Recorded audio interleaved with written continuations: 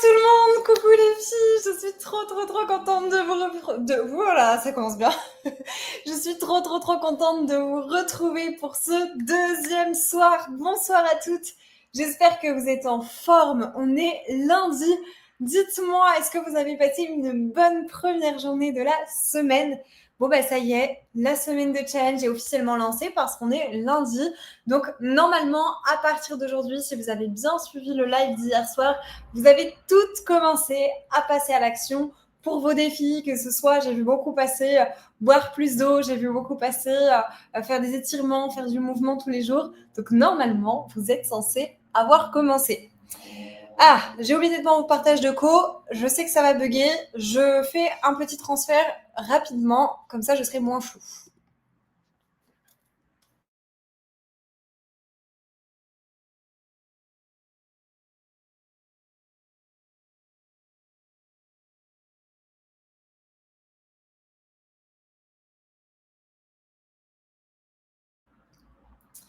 Ok, bon, apparemment ma connexion était beaucoup mieux, vous me direz.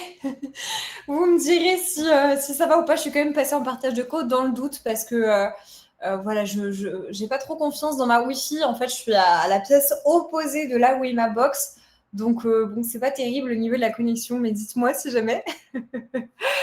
Ok, bon, bah écoutez, c'est pas grave. Je suis en partage de co, ça fera l'affaire. Et puis, si ça bug, et bah, ce sera très bien aussi sur ma Wi-Fi. Bon, bah trop cool. Aujourd'hui, je suis accompagnée de ma petite star. Vous le verrez passer peut-être devant l'écran. C'est Monsieur Yuzu, pour celles qui me suivent sur Insta, j'en parle souvent. C'est mon chat. Il adore faire sa star. Il adore passer devant l'écran. Il est juste à côté de moi. Là, il vient de se poser. Donc, c'est pour ça que je préfère vous prévenir si vous voyez un gros truc gris qui passe devant l'écran. C'est Yuzu. Bon, allez, les filles, on va démarrer sans plus attendre. Et j'ai une surprise pour vous pour ce soir qui n'était pas du tout prévue, mais que je vous dévoilerai en temps voulu. Alors, c'est parti. Du coup, pour la présentation. Est-ce que déjà tout le monde a bien vu que j'avais partagé le replay hier soir pour celles qui n'ont pas pu être dispo hier soir? Est-ce que vous avez bien vu que je l'avais partagé? Est-ce que vous avez essayé de l'ouvrir? Est-ce que vous arrivez bien à le lire? Si jamais vous avez des problèmes, faites-moi des messages. Voilà, comme je vous ai dit, normalement, c'était pas prévu que je diffuse le replay, mais je vous diffuse les replays. Attention, c'est valable, enfin, c'est disponible jusqu'à dimanche.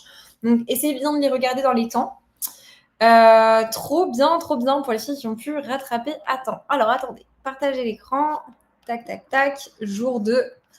Et c'est parti. Trop bien. Un gros truc gris, mon pauvre Yuzu. Bah oui, c'est vrai que je suis pas très sympa avec lui. Non, en vrai, il est pas gros. Il est pas gros. Il fait 4,5 kg, mon petit bébé. Ok. Eh bien, écoutez, c'est parti. Donc, moi, ce que je vous propose, c'est que on se fasse déjà un petit check-up par rapport à tout ce qu'on a vu hier, tout ce que... En fait, hier, c'était vraiment la soirée bilan. C'est-à-dire que hier, on faisait un état des lieux de où vous en étiez, ce que vous pouvez mettre en place, etc. Et donc, moi, ce que j'aime bien faire, c'est chaque jour, on va se faire un petit résumé de la veille. Et puis, moi, j'aimerais bien que vous me partagiez ce qui vous a le plus marqué hier. Donc, je vous laisse me mettre ça dans les commentaires. On va pouvoir regarder ensemble. On a Françoise qui nous dit qu'elle a déjà atteint 2 de ses objectifs, mais c'est incroyable, on n'est que le premier jour du challenge. Trop bien. Anaïs qui nous dit ouais, même si l'ouvrir c'était dur, merci encore pour le replay. Et vraiment, n'hésitez pas, hein, si vous avez des soucis pour ouvrir le replay, vous me dites. Bonsoir à toutes. Partagez-moi du coup dans le chat ce que vous avez appris hier, dans ce qu'on a vu hier, et surtout dans le bilan en fait finalement que vous avez fait avec vous-même. Qu'est-ce qui vous a le plus marqué? Hop. Alors, Valériane, pour le replay, normalement, c'est pas censé bugger, enfin, que la première minute où j'avais les soucis de connexion, mais normalement, c'est censé aller après. Méline, ce qui lui a le plus marqué, c'est les exercices de respiration. Ok, trop bien. Est-ce qu'il y en a qui ont réussi à le refaire depuis hier, peut-être avant de dormir ou peut-être aujourd'hui dans la journée? Est-ce que vous avez refait les exercices de respiration?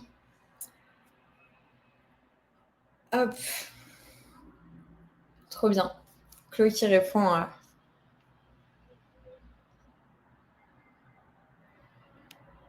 Les échanges avec toi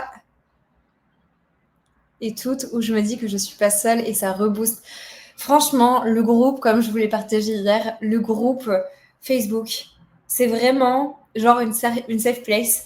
Et c'est vraiment un endroit qui est là pour ça, où vous pouvez exprimer. Alors, comme je le disais, je suis dégoûtée parce qu'avant, on pouvait faire des conversations sur Facebook avec tout le monde. Et c'est trop bien parce que les filles partageaient leurs expériences, etc. Facebook a malheureusement supprimé la fonctionnalité il y a un mois tout pile. Je suis dégoûtée. Donc, c'était encore mieux, même pour ce côté partage, sororité, échange. Bon, bah voilà. Du coup, c'est comme ça. Mais vraiment, n'hésitez pas à échanger dans le chat. Je t'envoie beaucoup d'amour, Vanessa. Je viens de lire ton message. C'est hyper important, effectivement, de faire des points. Donc, pour toutes celles qui sont déjà dans un process, de mettre en place des choses, des nouvelles choses dans son quotidien, c'est hyper important, des fois, de mettre pause, parce que des fois, en fait, on n'a pas l'impression de progresser, ou alors on a l'impression de progresser, mais c'est jamais assez vite, c'est jamais assez, on est toujours dans le toujours plus, je fais jamais assez bien, etc.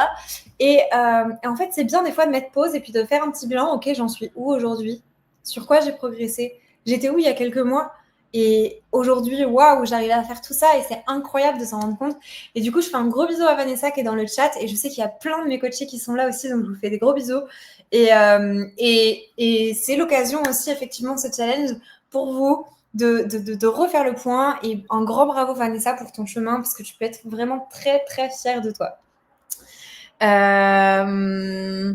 Les exercices de respiration, oh, trop bien de les partager à ses collègues. Franchement, ce que vous apprenez dans le challenge, mais partagez-le autour de vous parce que même pour les femmes qui ont des règles douloureuses et de l'endométriose, forcément, ça va les aider. Mais même pour des personnes juste lambda qui, par exemple, peuvent être stressées par leur quotidien, les exercices de respiration, les exercices qu'on va voir aussi aujourd'hui, c'est des super exercices à intégrer. Hein. Perso, j'ai fait les courses et j'ai acheté que des aliments sains. J'adore, trop bien. On va parler demain de l'alimentation. Et je vous donnerai des tips justement sur comment faire vos courses, quel choix faire et puis comment faire en sorte de ne pas repartir avec tout et n'importe quoi dans son caddie. Et ben écoutez, je suis trop contente que ma dispo et mon enthousiasme vous fassent du bien. Je suis trop contente de pouvoir vous apporter tout ça. C'est vraiment des challenges, j'en fais que 2 par an et c'est vraiment des semaines, mais tellement riches, autant pour vous que pour moi parce qu'on se nourrit mutuellement. Moi, j'essaie de vous apporter au max, j'essaie de vous transmettre mon énergie aussi et ma passion parce que je pense que vous le voyez, mais je suis méga passionnée par tout ça, par la santé de la femme de manière générale. Donc voilà, trop bien, trop bien. Le but, c'est de se motiver. Hop. Alors, je lis les commentaires. Hein. Anaïs qui nous partage le fait de comment garder sa motivation, ne pas culpabiliser. Ça, c'est vrai que c'est un vrai challenge. C'est un vrai challenge pour vous toutes. Et dans le live d'aujourd'hui, je vais vous partager un super outil qui vous permet en fait de garder sa motivation et d'apprendre à écouter son corps et en fait d'apprendre à savoir quand c'est ok ou quand c'est pas ok de faire les choses, surtout au niveau du sport et du mouvement. Hein. Vous allez voir, c'est ce que je vais vous partager et ne pas culpabiliser parce qu'en fait sinon on est vraiment dans ce cercle vicieux où en fait on culpabilise, on se sent pas bien, etc. Donc aujourd'hui ça va être hyper bénéfique pour toi, Anaïs.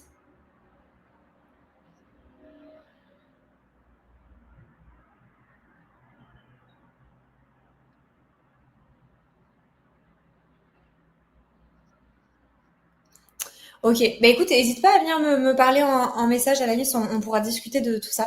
En tout cas, je suis trop contente de vous retrouver. On pourra poser, alors pour poser des questions à Manon, son Instagram c'est Manon-FLR, je crois. Alors je sais pas si elle est là ce soir.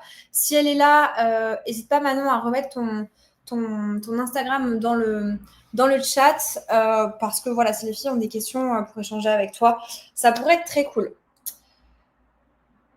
Oui, j'ai bien lancé l'enregistrement. T'inquiète, Chloé, l'enregistrement se fait automatiquement sur cette plateforme. Bon, allez, c'est parti, les filles. On va démarrer. Donc, résumé rapide pour celles qui n'étaient pas là hier.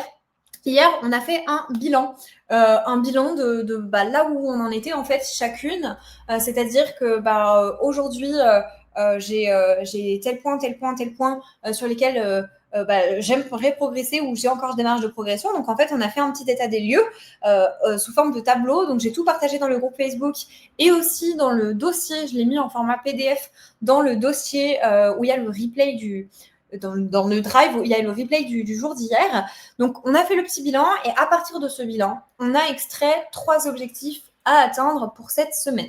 Je voulais vous faire un petit retour sur vos objectifs parce que j'ai pas mal lu vos objectifs. Vous êtes beaucoup à m'avoir marqué les objectifs, améliorer mon alimentation, me mettre au sport, etc. Et en fait, c'est des objectifs qui sont très globaux. Et moi, j'aimerais bien, si vous pouvez ce soir, rapidement prendre un stylo et affiner un petit peu vos objectifs. Un objectif, surtout sur du court terme comme ça, sur une semaine, ça doit être extrêmement précis. Boire plus d'eau, oui, mais boire combien ? Boire un verre de plus que d'habitude, boire 2 verres de plus que d'habitude. Faire du sport, oui, mais quoi ? Quel type de sport ? Combien de séances ? Mieux manger, oui, mais comment je m'y prends ? Est-ce que c'est quoi ? Est-ce que c'est la prochaine fois que je vais en course, j'essaye d'acheter 80% d'aliments sains ? Est-ce que c'est arriver à trouver des recettes ? Est-ce que c'est au travers du challenge ? En fait, précisément, les objectifs, c'est super important parce que si c'est des objectifs trop larges, eh ben, le problème, c'est que souvent, c'est des objectifs soit qu'on n'arrive pas à atteindre et c'est trop flou. Et en fait, c'est dans ces moments-là où on se culpabilise parce que ouais, je l'ai atteint, mais pas trop, j'aurais pu faire mieux, je n'ai pas fait assez. Alors que si on a des objectifs hyper précis, hyper cadrés, par exemple, cette semaine, mon objectif, c'est de faire 2 séances de sport, une séance de renforcement musculaire et une séance de yoga. Et ben, quand j'aurai fait les 2 séances, je les aurai complètement validées. Anaïs qui posait la question quand on n'a pas Instagram. Alors dans ces cas-là, écris-moi sur j'allais dire sur Insta, bah non ça marche pas. Écris-moi sur Messenger via le groupe Facebook ou par mail clémentine@holisfit.fr et dans ces cas-là, je te donnerai le contact de Manon. Je verrai avec elle. Ok, c'est parti les filles. Agenda de la semaine, donc on est au jour numéro 2. Aujourd'hui, on va apprendre à construire un programme de sport adapté à son cycle, à son objectif. Et j'ai même envie de rajouter un programme de sport adapté à son énergie et à ses douleurs. Et ça, c'est le plus important. Et surtout pour les femmes, par exemple, qui ont la pilule ou qui ont un traitement hormonal où il n'y a pas forcément des variations, on ne va pas pouvoir coller son programme de sport à son cycle. Donc du coup, je vais vous apprendre comment écouter votre corps et comment savoir quelle activité est la plus adaptée par rapport à comment on se sent. Demain, on parlera du coup nutrition, hygiène de vie sans compromis sur les plaisirs. Demain, on aura 2 intervenantes pépites. Donc, une première, ce sera un partage d'expérience, comme hier l'a fait Manon. Et une deuxième intervenante, ce sera du coup une professionnelle de santé qui va vous apprendre, encore une fois, une discipline qui est trop peu connue pour soulager les douleurs. Donc tout ça, ce sera demain. Pour aujourd'hui, donc je vous avais dit, j'ai une petite surprise. C'était pas du tout prévu. Mais en fait, j'ai échangé avec quelques-unes d'entre vous et vous m'avez partagé des objectifs qui pour vous paraissaient lointains ou très difficiles d'atteindre. Et en fait, du coup, c'est une de mes coachées que je suis depuis 8 mois. Et en fait, quand vous m'avez partagé, vous allez comprendre, je ne veux pas trop vous spoiler, hein, c'est pour ça que je reste floue. Mais quand vous m'avez partagé vos objectifs, je me suis dit, waouh, il faut absolument qu'elle intervienne parce que c'est l'exemple parfait de vous êtes toutes capables d'y arriver. Donc je m'étale pas trop sur le sujet, vous comprendrez tout à l'heure. Du coup, comme c'était pas trop prévu, elle viendra, je lui ai dit tu viens quand tu peux dans le live, il n'y a pas de problème. Donc vous verrez, à un moment donné, je ferai une petite pause dans la présentation pour pouvoir l'accueillir parmi nous. Voilà, donc ce sera l'intervenante de ce soir. Pour ce soir, il y aura du coup une petite mise en pratique. Je vous présente ça juste après. Donc, construire un programme de sport adapté à son cycle et son objectif. La première chose, c'est que j'aimerais vous faire comprendre pourquoi le sport, et alors quand j'appelle sport, je mets même mouvement, le mot mouvement, parce que pour celles qui aujourd'hui ne sont pas en capacité de faire des vraies séances de sport, le mouvement, c'est déjà amplement suffisant. Pourquoi le mouvement, ça va changer votre vie ? Première chose que j'aimerais qu'on voit ensemble. Pourquoi j'en parle autant ? Pourquoi pour moi c'est autant indispensable ? Et pourquoi quand on a de l'endométriose ou quand on a des règles douloureuses, ça devrait être obligatoire ? Je ne sais pas pourquoi les médecins ne parlent pas de ça. Il y en a même qui malheureusement ont peur du sport. Je ne comprends pas. Peut-être du sport pas adapté, oui. Mais aujourd'hui, quand on fait du sport adapté, et c'est ce que je vais vous présenter ce soir, il n'y a aucun risque et au contraire, il n'y a que des bénéfices à aller chercher. Ma méthode secrète pour transformer votre corps, donc c'est ce que je vais vous apprendre parce qu'il y a peut-être des femmes qui ont des objectifs physiques, des objectifs de perte de poids, etc. Parce que c'est pas parce qu'on a des règles douloureuses ou de l'endométriose qu'on ne peut pas vouloir atteindre des objectifs. Donc on va voir tout ça ce soir. Comment adapter le programme à ces cycles et tout ce que vous avez besoin pour réussir. Je vous présenterai une étude de cas et on terminera par un exercice pratique. Donc, vous inquiétez pas, on ne va pas aller faire du sport et transpirer juste avant de dormir. Par contre, je vous demanderai d'être dans un endroit où vous pouvez vous allonger ou du moins être dans le calme. Donc, ça peut être par exemple sur votre canapé, sur votre lit, si vous avez un tapis de sport aussi, peu importe. Mais voilà, pour la fin de la session, on fera une petite mise en pratique toute douce. Promis, je vais essayer de tenir beaucoup plus le timing que hier soir, où j'ai carrément beaucoup trop dépassé. Mais voilà, on fera une mise en pratique toute douce. Et du coup, voilà, ce sera quelque chose qui vous permettra de vous détendre et je vous apprendrai des exercices que vous pourrez refaire avec vos douleurs. Oui, rien que de parler de mise en mouvement plutôt que de sport, c'est remotivant. Effectivement, c'est du mouvement en fait finalement, hein. Que ce soit aller courir sur un tapis ou juste aller faire des étirements allongés, c'est du mouvement. On est dans faire de la place, on est dans améliorer la circulation sanguine, on est dans détendre les tissus, donc c'est des choses qui vont toutes vous aider. Ok, c'est parti, on démarre. Et on démarre, en fait je vous pose la question à vous. Quels sont vos objectifs? Vous avez le droit d'en avoir plusieurs. Vous mettez dans le chat A, B, C, D, E ou F. Vous me mettez dans le chat vos objectifs. Soit A, réduire vos douleurs avec le mouvement. Soit B, objectif perdre du gras. Soit C, objectif tonifier mon corps. D, objectif prendre le muscle, être plus tonique. Soit objectif E, me sentir mieux dans mon corps. Et dans ma tête, évidemment. Et objectif F, réaliser un défi sportif, que ce soit une course, que ce soit même juste certains objectifs. Alors, dites-moi tout ça. A, B, C, D, F. Génial, génial, génial, trop bien. Oh, il y a de tout.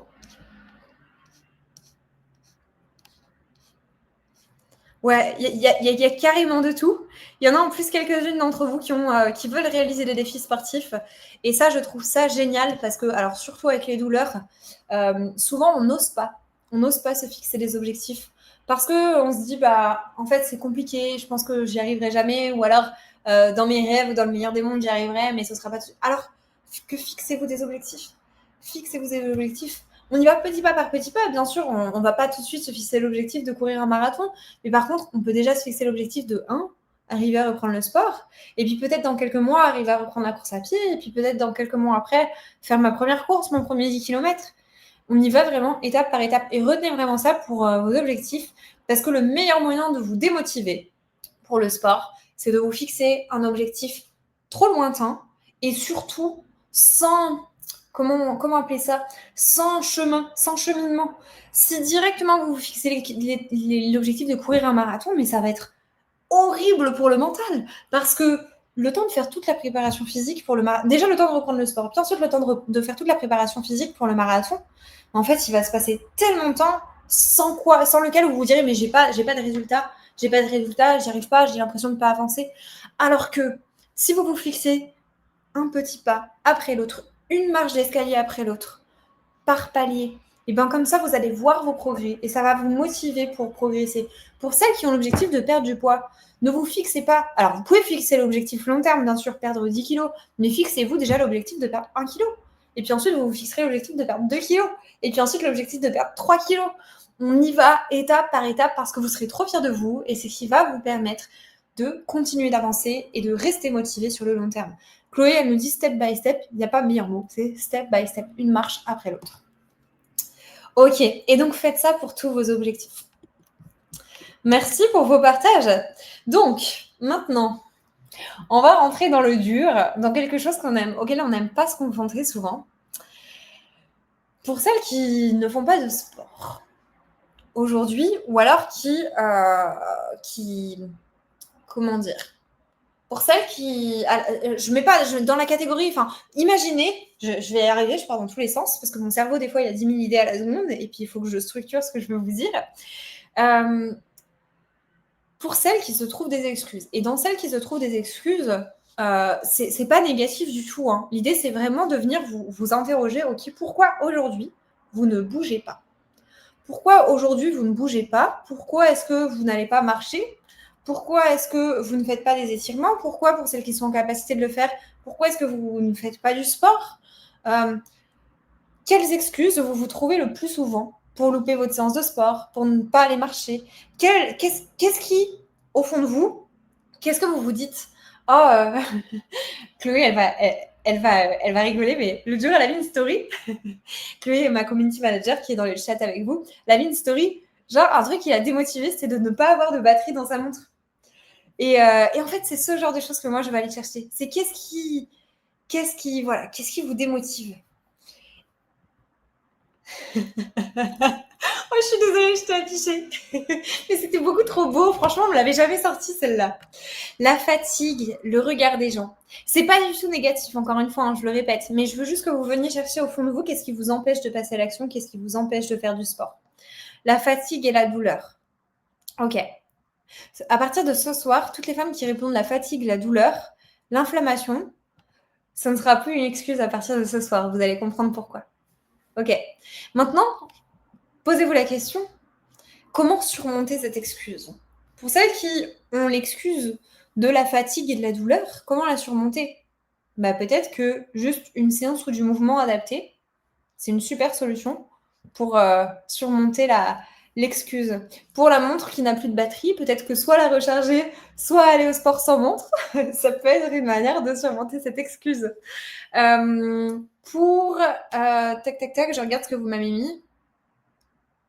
Alors, pour celles qui ne peuvent pas bouger, par exemple, pendant les règles à cause des douleurs, vous inquiétez pas. En fait, avec ce que je vais vous expliquer ce soir, vous aurez toujours quelque chose à faire.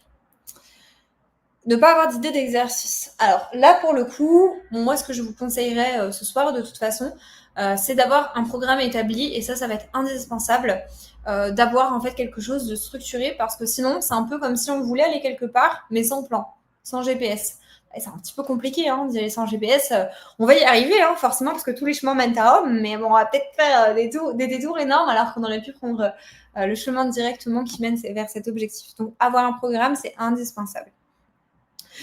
Le sol n'est pas assez propre pour poser mon tapis au sol. Méline, celle-là, je la mets dans la même catégorie que la montre qui n'a plus de batterie. Elle est excellente. Pour celles qui font du sport à la maison, on se sait, on trouve toujours mieux à faire que de faire sa séance de sport. Hein. Excellent, les filles. Trop cool. Alors, ne pas vouloir se coucher trop tard pour celles qui ont un emploi du temps chargé. Vous verrez qu'une séance de sport, ça peut être très rapide et ça peut aussi être adapté au moment de la journée auquel on le fait. Ça peut être bien aussi de trouver des moments, si on s'entraîne, on ne veut pas se coucher trop tard, on peut faire les séances de sport le week-end ou on peut les faire le midi ou le matin en fonction de son organisation. Si on a des semaines chargées, c'est bien de le faire le week-end, mais on peut aussi adapter les séances sans qu'elles fassent trop monter l'intensité nerveuse. Donc voilà. Ouais, Chloé, ça se vaut, hein, l'excuse de Méline et la tienne. C'est pas mal. Ok, maintenant j'aimerais que vous me partagiez ce que vous connaissez déjà du sport, du mouvement. Je vais plus parler de sport, je vais parler de mouvement maintenant. J'aimerais que vous me partagiez dans le chat ce que vous connaissez du mouvement et en quoi ça peut vous aider avec l'endométriose. Parce que bon, bah, on a toutes déjà entendu des médecins qui disaient non, avec l'endométriose ou les règles douloureuses, faut pas faire de sport, ça aggrave les douleurs. Je vais démonter ce mythe dès ce soir. Mais du coup, voilà, partagez-moi en quoi le sport peut changer votre vie. Amandine qui nous partage le fait de ne pas avoir quelqu'un avec qui faire du sport pour se motiver. On verra ensemble après comment surmonter cette excuse aussi.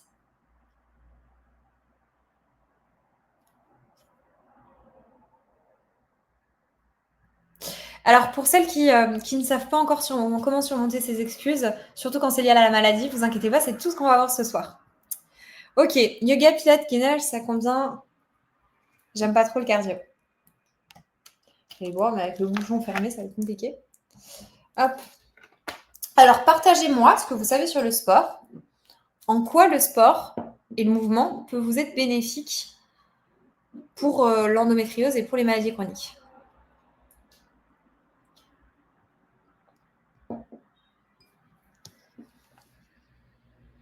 ça met de bonne humeur avec les endorphines.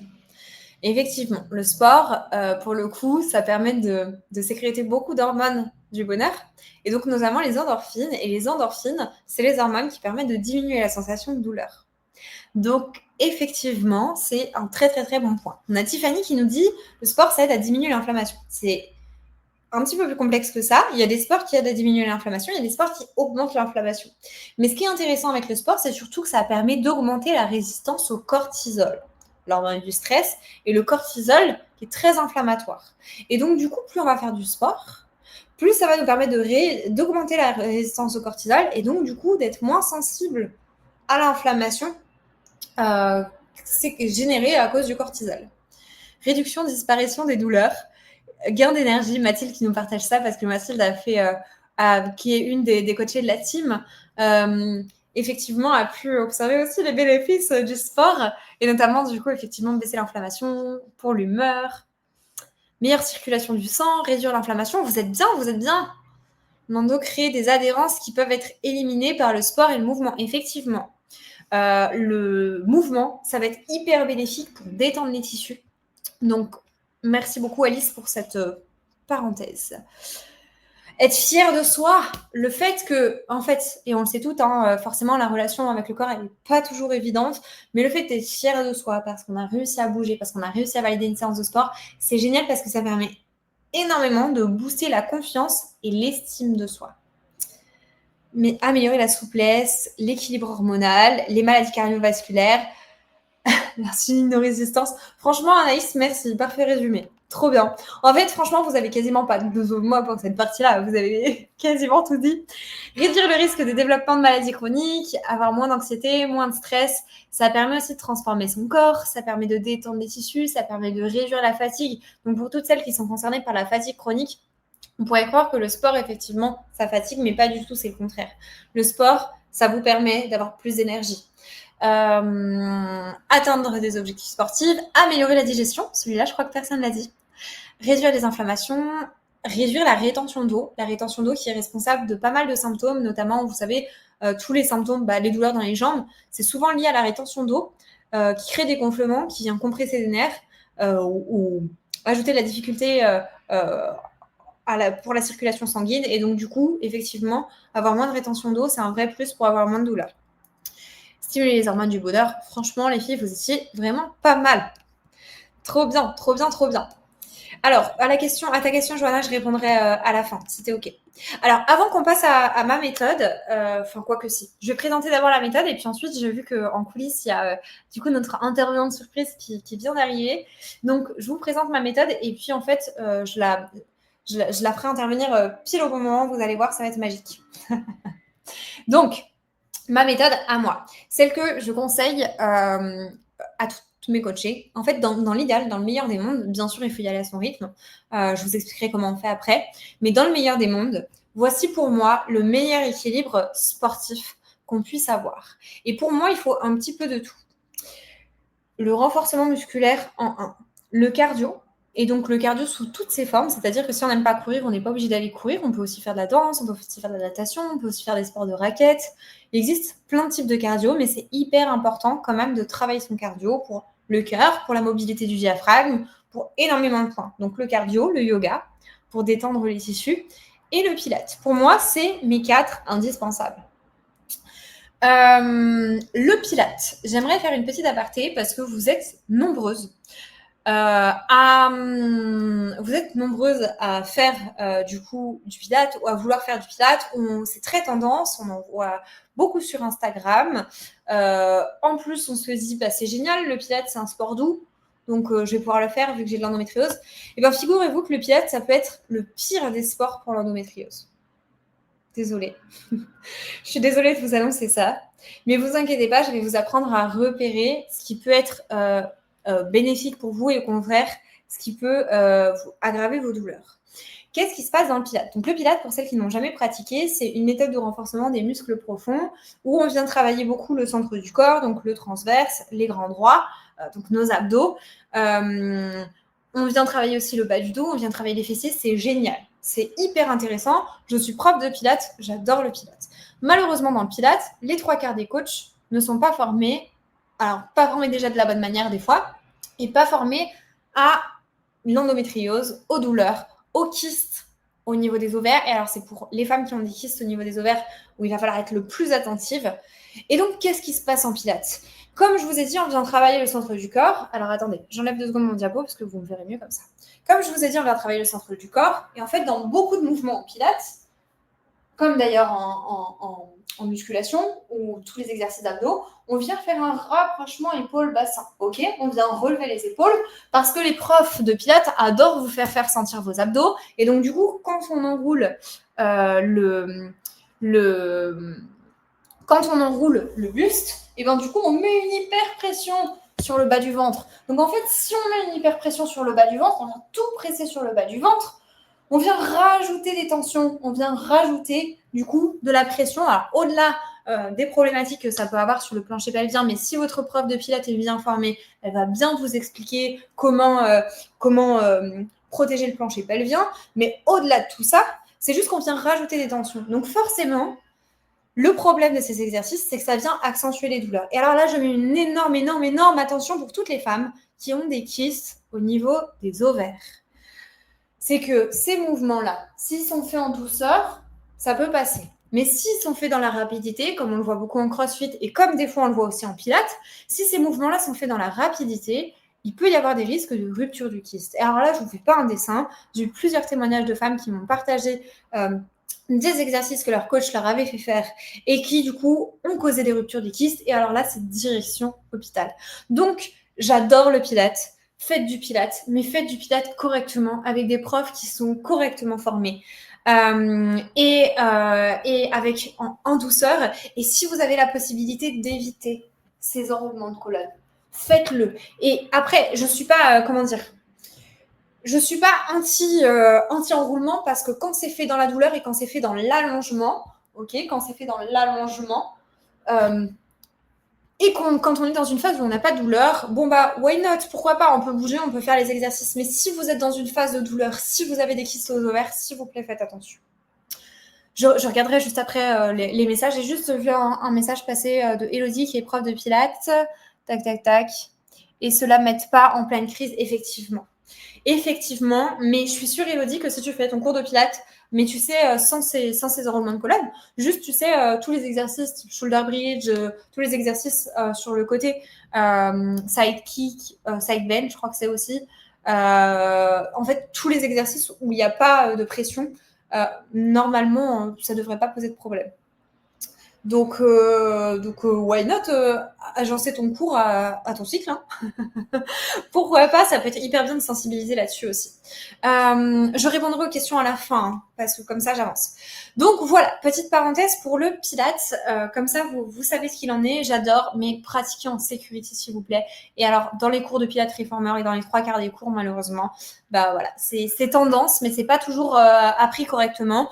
Retenez bien, je ne suis pas absolument contre ces enroulements parce qu'il y a des fois où c'est OK de les faire quand ils sont en roulement mais dans l'allongement et quand c'est bien accompagné des bonnes consignes, mais les 3/4 du temps, c'est pas le cas. Et en plus, surtout dans tout ce qui est à distance ou même dans les vidéos YouTube, etc., c'est mal enseigné. Donc, prenez les options où vous avez vraiment le plus de distance possible entre le sommet de votre tête et le bassin. Et comme ça, vous serez en sécurité. Je fais une dernière parenthèse sur ce sujet qui m'anime, je pense que vous le voyez. J'ai fait énormément de formations et de recherches sur le sujet.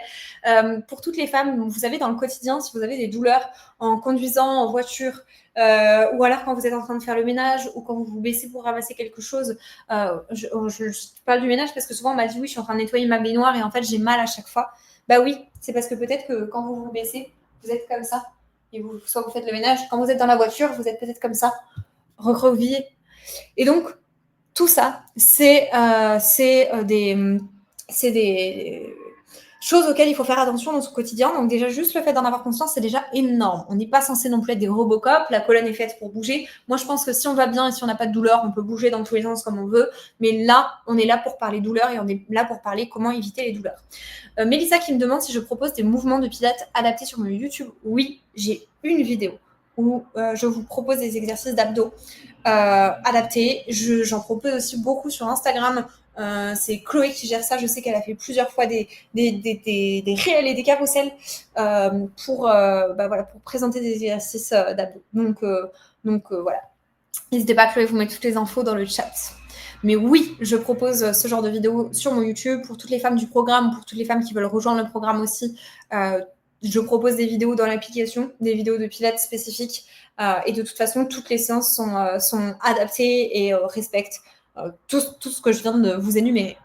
J'aimerais revenir sur le cardio, parce que je sais que vous êtes beaucoup à pas trop apprécier le cardio, ou vous êtes aussi beaucoup à soit avoir entendu de la part des médecins, bah non, on ne peut pas courir quand on a de l'endométriose, ou on ne peut pas... comment dire, on peut pas faire d'impasse quand on a de l'endométriose, ou alors vous êtes beaucoup à vous dire, bah non, mais je pourrais plus jamais courir. Et j'ai discuté avec plusieurs d'entre vous qui auraient le rêve de pouvoir reprendre la course à pied, reprendre la danse, reprendre toutes ces activités-là.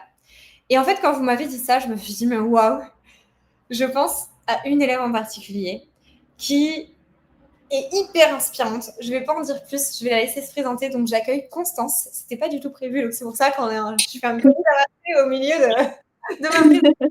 J'accueille Constance. Voilà, je vais te laisser te présenter tout simplement en quelques mots, en quelques minutes, parce que ton parcours est juste beaucoup trop inspirant. Quand est-ce que tu as rejoint la team, Constance ? J'ai rejoint la team en octobre 2024. Trop bien. Donc, il y a un an. Depuis un an, ouais. Bah, j'allais dire joyeux un an. Ça fait un an que Constance est dans la team. Est-ce que tu peux te présenter rapidement, Constance, dire aux filles, qui tu es, d'où tu viens, ce que tu fais dans la vie déjà. Ouais. Mais moi, du coup, je m'appelle Constance. Je suis infirmière. Je viens de Marmande, entre Bordeaux et Agen, pour vous situer. Et du coup, ça fait un an que j'ai intégré le programme de Clémentine. Suite à ça faisait un petit peu plus d'un an que j'avais eu un diagnostic d'endométriose profonde, voilà, avec des atteintes au niveau ovaire et ligaments utérosacrés.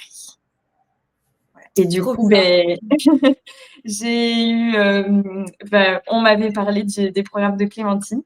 Et du coup, comme j'aimais beaucoup le sport, mais j'étais très embêtée par mon endométriose. En fait, j'arrivais pas du tout à gérer ma pratique sportive avec mon endométriose, parce qu'en fait, je faisais pas bien les choses. Je voulais les faire trop vite, trop brutalement, avec des exercices qui étaient pas du tout adaptés à la pathologie, en fait.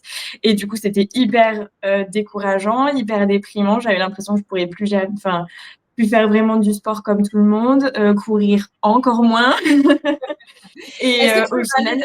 Excuse-moi, pardon, je t'ai coupé, mais oui, est-ce que tu peux que les filles elles puissent situer je crois que tu m'avais partagé le nombre de jours où tu avais mal dans le mois versus le nombre de jours où c'était OK. Ouais, mais du coup, quand j'ai rejoint le programme, j'avais mal plusieurs fois par mois. C'était genre tous les 3-4 jours, ouais, c'était au moins une fois par semaine, c'est sûr, avec vraiment des grosses crises douloureuses qui étaient vraiment handicapantes.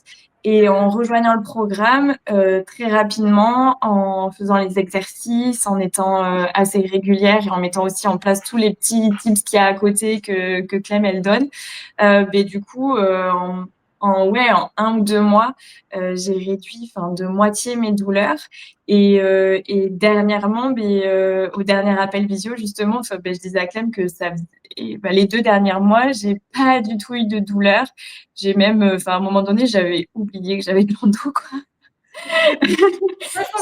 Mais oui, en fait, elle est là.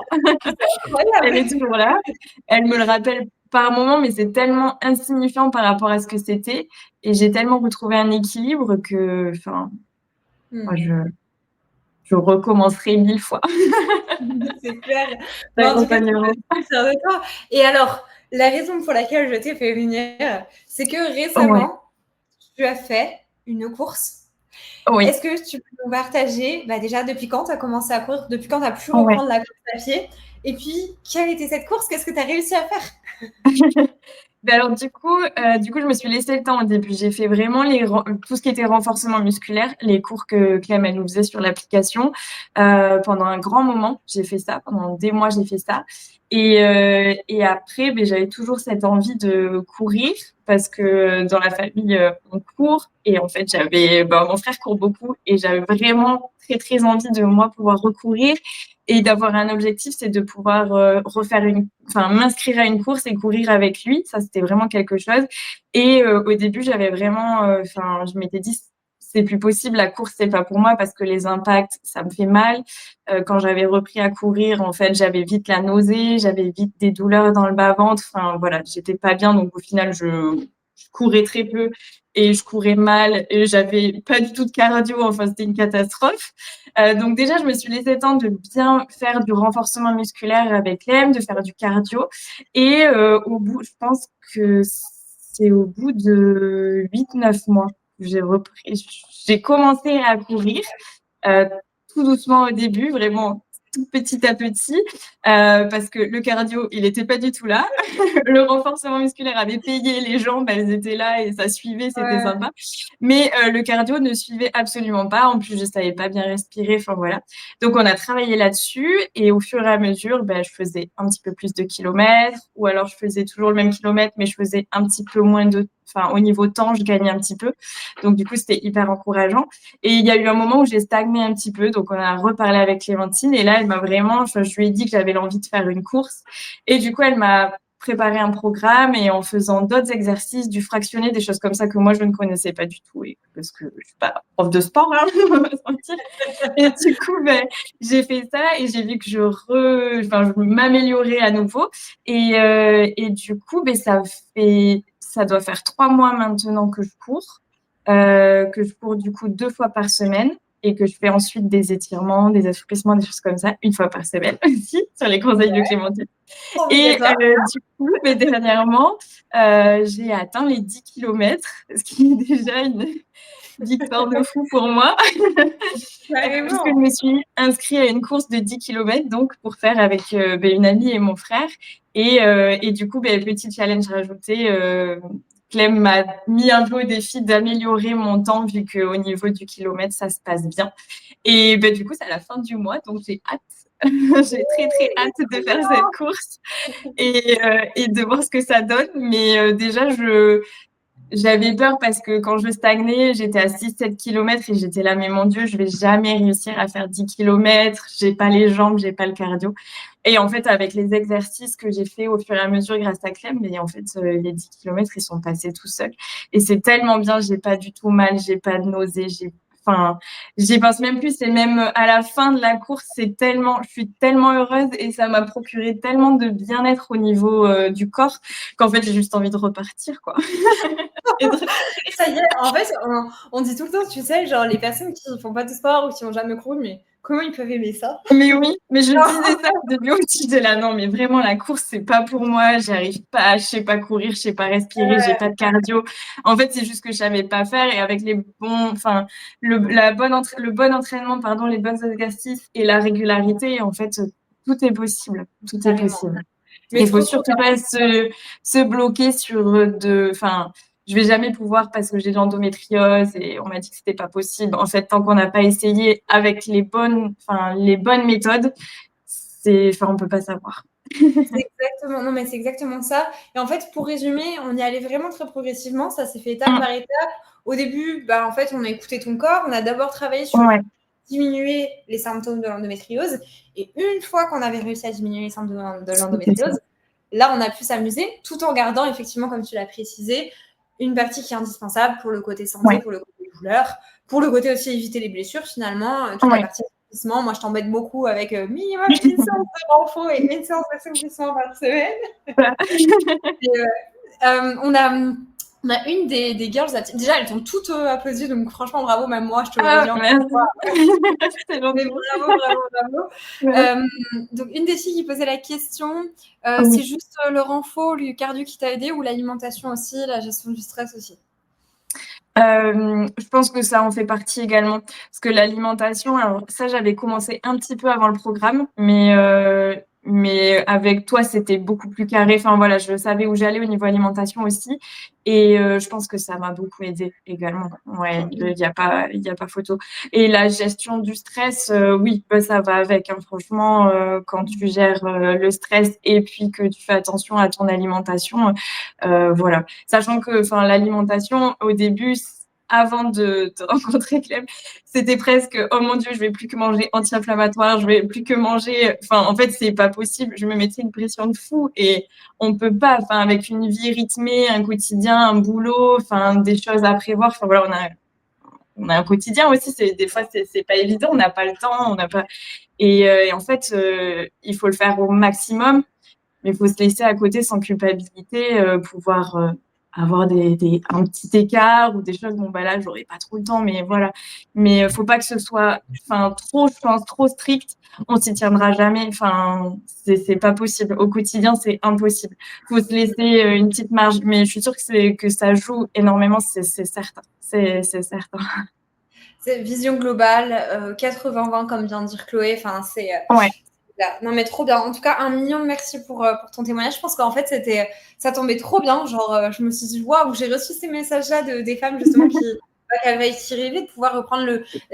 Donc, il y en a, c'est la course à pied, mais il y en a aussi, c'est la Ouais. danse. Il y en a, c'est ouais. d'autres sports. On m'a parlé aussi d'équitation. J'ai trouvé ça hyper cool. Mais en fait, il faut juste aller étape par étape et avoir un plan. Avoir un plan Exactement. et avant, C'est tu ça. vois, c'est objectifs. Rien Si au n'est départ, impossible tant qu'on n'a pas essayé et avec surtout le bon accompagnement, quoi, la bonne méthode, parce que des fois tout seul, en fait, on pense faire bien, mais on n'a pas les clés et au final on fait pas bien et c'est plus décourageant et non, bien entouré, puis ça fait tellement du bien. c'est clair. Bon, en C'est tout cas, incroyable. en fait, je pense que tu les as carrément inspirées parce que bah, du coup, il y a les filles qui disent que ça fait du bien au moral d'entendre tout ça. Et en fait, c'est aussi la raison pour laquelle j'organise ce challenge, c'est pour vous dire, mais les filles, Constance, elle y arrivait. Hier, on a vu Manon. Mais oui, c'est clair. J'ai rien d'exceptionnel. Hein. Si j'y arrive, vous pouvez. C'est sûr à Non, mais 100%. C'est franchement, sûr. Mais en tout cas, essayez. Franchement, essayez. Ne dites pas, je pourrais jamais faire ça ou ça. Franchement, foncez et essayez d'abord et vous verrez après. Il y a peut-être des choses que vous pourrez pas, mais il y a plein d'autres choses que vous pourrez. Et enfin, il faut vraiment essayer. Non, mais carrément. Non, mais carrément. Franchement, un grand merci, Constance. Les filles, on fait on l'avait déjà fait. Et puis bah, si jamais les filles ont des questions, n'hésite pas si tu vois le chat ou pas. Si jamais tu peux rester deux petites Non, je vois. Enfin, moi, je peux discuter, mais je vois pas les messages. Ah, tu vois pas les messages, mince. Ouais. Euh, Je sais pas Comment je pourquoi. peux faire si jamais les filles ont des questions? Bon, si vous avez des questions, les filles, posez-les maintenant. On prend quelques petites secondes pour, voilà, si vous avez des questions pour Constance. Et puis sinon, je me suis promis d'être, parce que hier, mon live a duré 1h45, hein, pour te dire à la place de 1 heure. C'est catastrophique. Donc là, je me suis promis de faire mieux quand même. Donc voilà, si vous avez des questions. Franchement, je comprends, il y a tellement de choses à dire et c'est tellement inspirant que, on a trop envie d'échanger. Il y a trop de trucs à partager, et même une semaine, ça suffira pas. Mais on y va étape par étape. Les filles qui posaient la question s'il y a des séances de pilates dans l'application, bah, du coup, dans l'application du programme AllFit, ouais. Ouais, toi, tu m'avais fait des séances, j'ai des séances yoga pilates avec des exos vraiment particuliers. Et franchement, à chaque fois, ça se passe très, très bien. Ça se passe très bien. Après, toujours, alors maintenant, ça va beaucoup mieux, mais au début, j'avais pas je faisais des séances, il y avait des jours où c'était plus compliqué, mais je voulais quand même me faire une séance pour me dire, vas-y, t'as fait quelque chose. Et je la faisais à plus faible intensité. Et les jours où j'étais beaucoup mieux, je les faisais à plus forte intensité. Et au final, bah, même les jours où ça allait pas trop, mais j'étais quand même fière de moi parce que j'avais fait au moins une petite séance, certes, voilà, pas au top, mais à faible intensité, mais je l'avais fait au moins. Et je pense que physiquement, de l'avoir fait, ça m'a aussi, ça a aidé à améliorer mes douleurs au fur et à mesure parce que comme tu disais, on détend les adhérences, on détend, l'inflammation elle diminue, il y a trop de bienfaits. Et puis sur le côté confiance en soi, et puis de toute façon, sur tous les bénéfices qu'on a vus avant. Mais effectivement, c'est bien et tu as su adapter finalement. C'est ça qui est important aussi, c'est que on n'est pas toujours au top, mais même juste, pas forcément par rapport aux douleurs aussi, on n'est juste pas toujours au top. Et du coup, en fait, c'est hyper important de s'écouter. Et c'est pour ça que moi, j'ai un petit peu du mal avec tous les sports où il n'y a pas de programmation, où en fait, il n'y a pas d'écoute du corps, ou alors toujours à 200%, toujours à fond, parce que malheureusement, c'est ça. C'est oui, dur. C'est ça. Même quand je vais courir, il y a des jours, même si maintenant ça se passe hyper bien, il y a des jours, j'ai une semaine plus compliquée, je suis un petit peu plus fatiguée et je trouve que ça tire un petit peu plus. La séance, elle est peut-être, je cours un peu moins longtemps ou je fais un petit peu moins de... Mais en fait, je suis quand même contente de l'avoir fait. Mais je m'écoute et je me dis, bon, là, aujourd'hui, c'est un peu plus compliqué. Je vais faire plus court que d'habitude, mais je vais quand même y aller parce que je sais que ça me fait du bien après. Donc, et à chaque fois, je suis contente, ça se passe hyper bien. Donc, oui, il y a toujours des jours un peu moins bien que d'autres, mais je pense qu'il faut pas lâcher quoi qu'il arrive. Ouais, Et c'est ouais, c'est clair. merdant. Non, mais c'est trop, trop, trop important, justement, cette régularité. On a deux petites questions avant que tu partes. Ouais. Si tu devais comparer la constance d'avant et la constance d'aujourd'hui, tu dirais quoi? Oh. En tout cas, entre celle qui a appris son diagnostic et celle d'aujourd'hui, il y a un très très grand fossé où vraiment j'avais des barricades vraiment bonnes. Ok, du coup, je vais pouvoir faire ça, ça, ça. Il va falloir que je fasse ça comme ça, ça comme ça, ça comme ça. J'avais perdu mais complètement confiance en moi. J'avais perdu du coup complètement confiance en mon corps surtout parce que j'ai toujours été assez sportive et là, la moindre séance de sport, mais je finissais mais mal. Je finissais même pas les séances en fait. J'étais vraiment pas bien. Et du coup, je me dis mais enfin, j'ai 28 ans et je vais, enfin non quoi. C'est trop triste. Et en fait, maintenant, avec tout ça, mais du coup, j'ai repris confiance en moi, en mon corps, en ce qu'il peut faire, en ce que, ok, il y a des choses, je sais que je peux pas, où il faut que je fasse attention, mais en même temps, il y a tellement plein d'autres trucs qui m'offrent qu'il y a aucun souci. Donc, je pense que j'ai grandi entre l'annonce de mon diagnostic et maintenant, il s'est passé un énorme fossé ou du plus sombre en mode genre ça y est, c'est la fin de ma vie. Ouais. Non, Mais mais en fait, surtout, c'est juste le début d'une autre et on va s'adapter et c'est pas grave, on va y arriver et on va y arriver. franchement, sur tous les points, et franchement, bravo. Bravo, bravo. On a Mel qui nous posait la question, est-ce que tu as moins de fatigue chronique grâce au sport?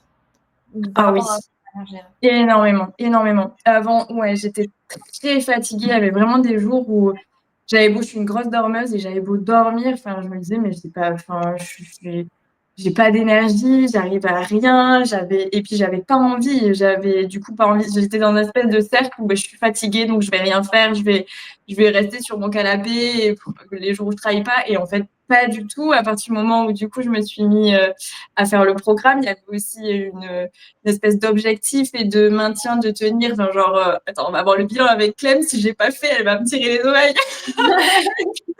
C'est Donc, vrai. tu le fais et tout. Du coup, j'y allais, je le faisais.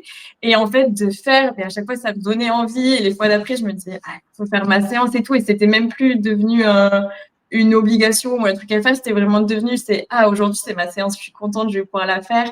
Et je trouve que c'était de mieux en mieux. Vraiment, de mois en mois, ça n'a plus rien à voir. Sachant que j'ai pas changé. Mon rythme de vie est le même, exactement le même. Mon boulot est le même. Donc, j'ai rien changé et au final, ça va beaucoup mieux. J'ai beaucoup moins de fatigue. Donc, voilà, il y a des jours un petit peu plus, mais ça, c'est normal.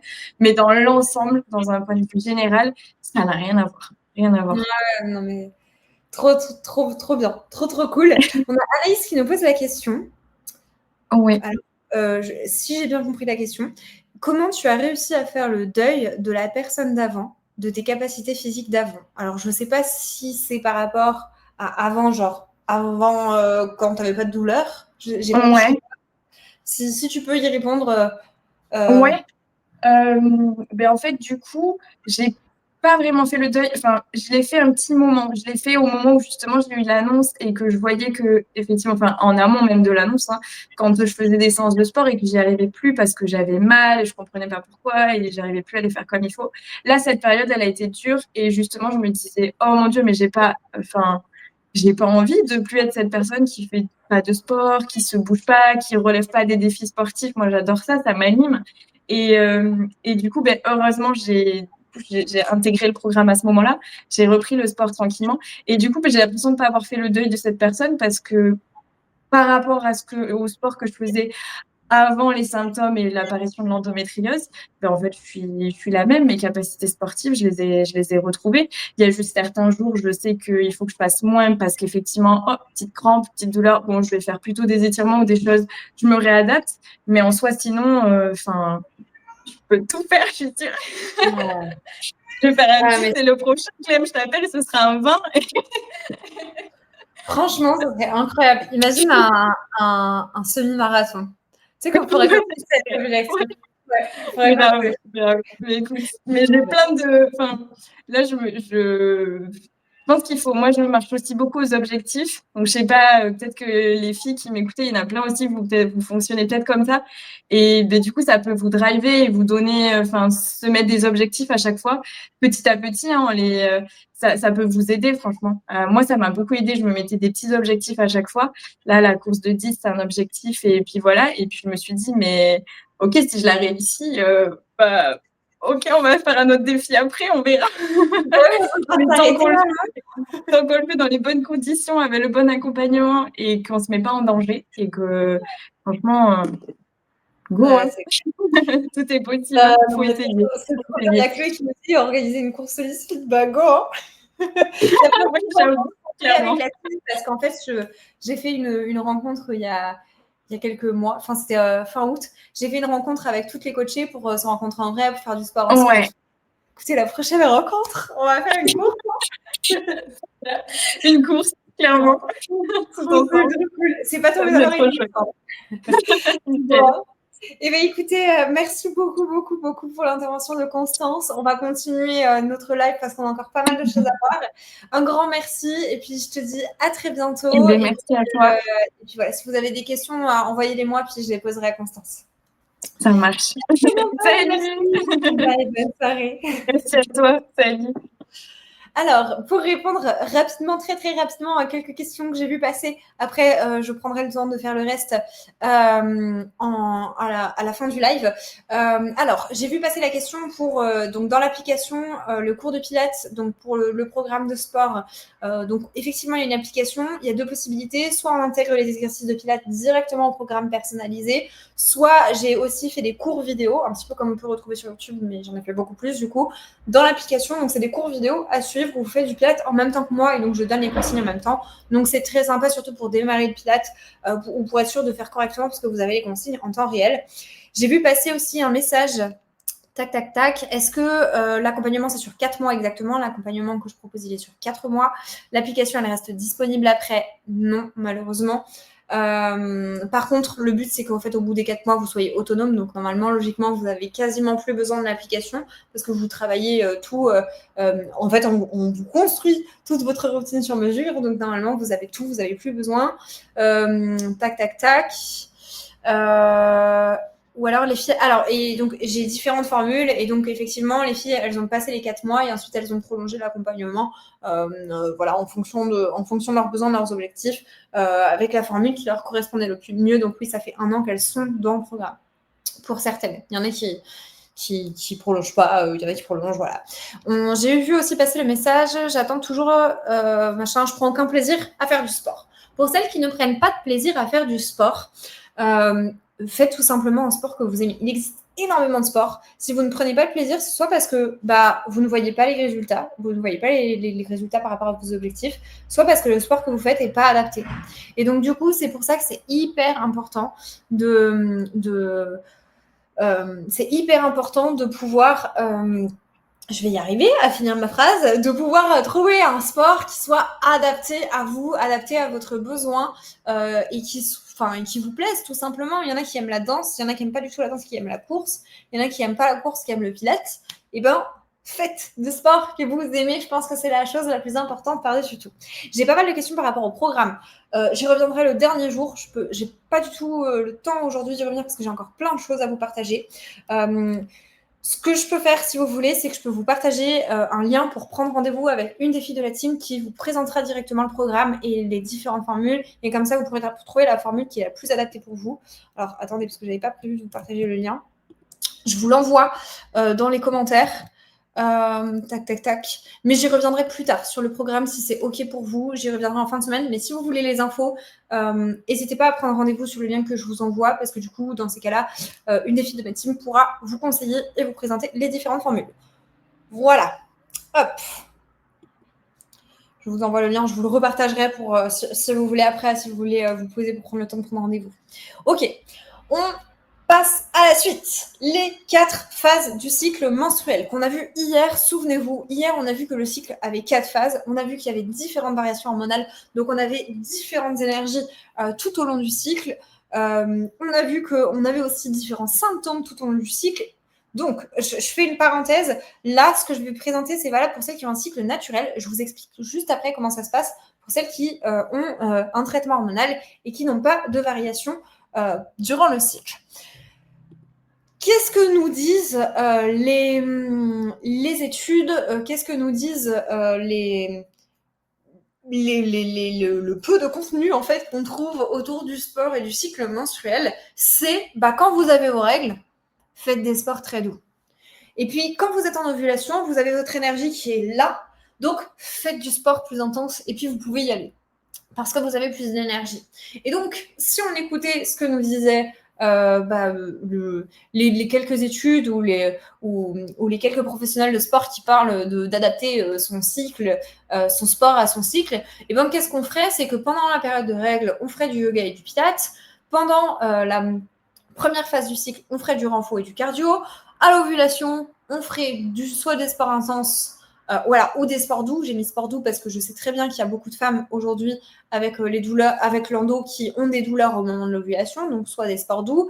Et pendant la phase du coup lutéale, on ferait plutôt renfo, cardio, yoga. Donc ça, ce serait si on prenait notre cycle de manière bateau et qu'on essayait de caler nos séances de sport sur notre cycle, c'est ce qu'on ferait. Mais vous vous y attendez, il y a un mais. Dans la réalité, ça ne se passe jamais comme ça. Qu'est-ce qui se passe dans la réalité? Il y a des jours où ça va et il y a des jours où ça va pas. Et on ne sait pas pourquoi. Il y a des jours où on est en plein milieu du cycle, ça devrait aller très très bien et on a des énormes douleurs. Et il y a des fois où en fait on a nos règles et tout va bien. Alors pourquoi aller juste faire quelques étirements doux quand tout va bien?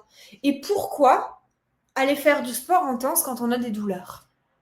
Ça n'a pas de sens. Donc c'est pour ça que dans ma méthode, j'ai fabriqué, on va dire, avec mes connaissances et mon expérience, parce que ça fait des années que j'accompagne des femmes qui ont des douleurs et de l'endométriose, j'ai fabriqué ce que j'appelle une échelle pour adapter son activité sportive à ses symptômes, à ses douleurs, à son énergie. Voici ce que j'ai mis en place. C'était super important pour moi de pouvoir proposer à mes coachés quelque chose qui soit adapté à comment elles se sentent à l'instant T. Je voulais partager hier. Au départ, j'accompagnais des femmes. Et en fait, ça leur arrivait de me dire « Mais Clem, moi, cette semaine, je ne peux pas m'entraîner, j'ai trop de douleurs. » Et j'étais super frustrée de ne pas pouvoir leur proposer quelque chose d'adapté. Donc, ce que j'ai fait, c'est que du coup, j'ai dit « Ok, on va mettre en place cette échelle. Elle est hyper accessible et je pense que tout le monde peut la mettre en place. L'objectif, c'est en fonction de comment on se sent, avoir une activité physique qui soit adaptée et qui nous permette d'aller mieux et d'avoir moins de douleur. Je vous explique juste après comment on utilise cette échelle.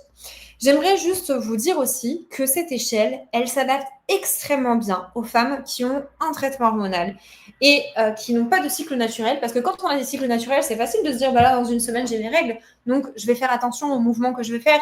Je vais éviter de faire des hyperpressions pour éviter d'augmenter l'inflammation et les tensions. Et du coup, pour éviter d'avoir encore plus de douleur.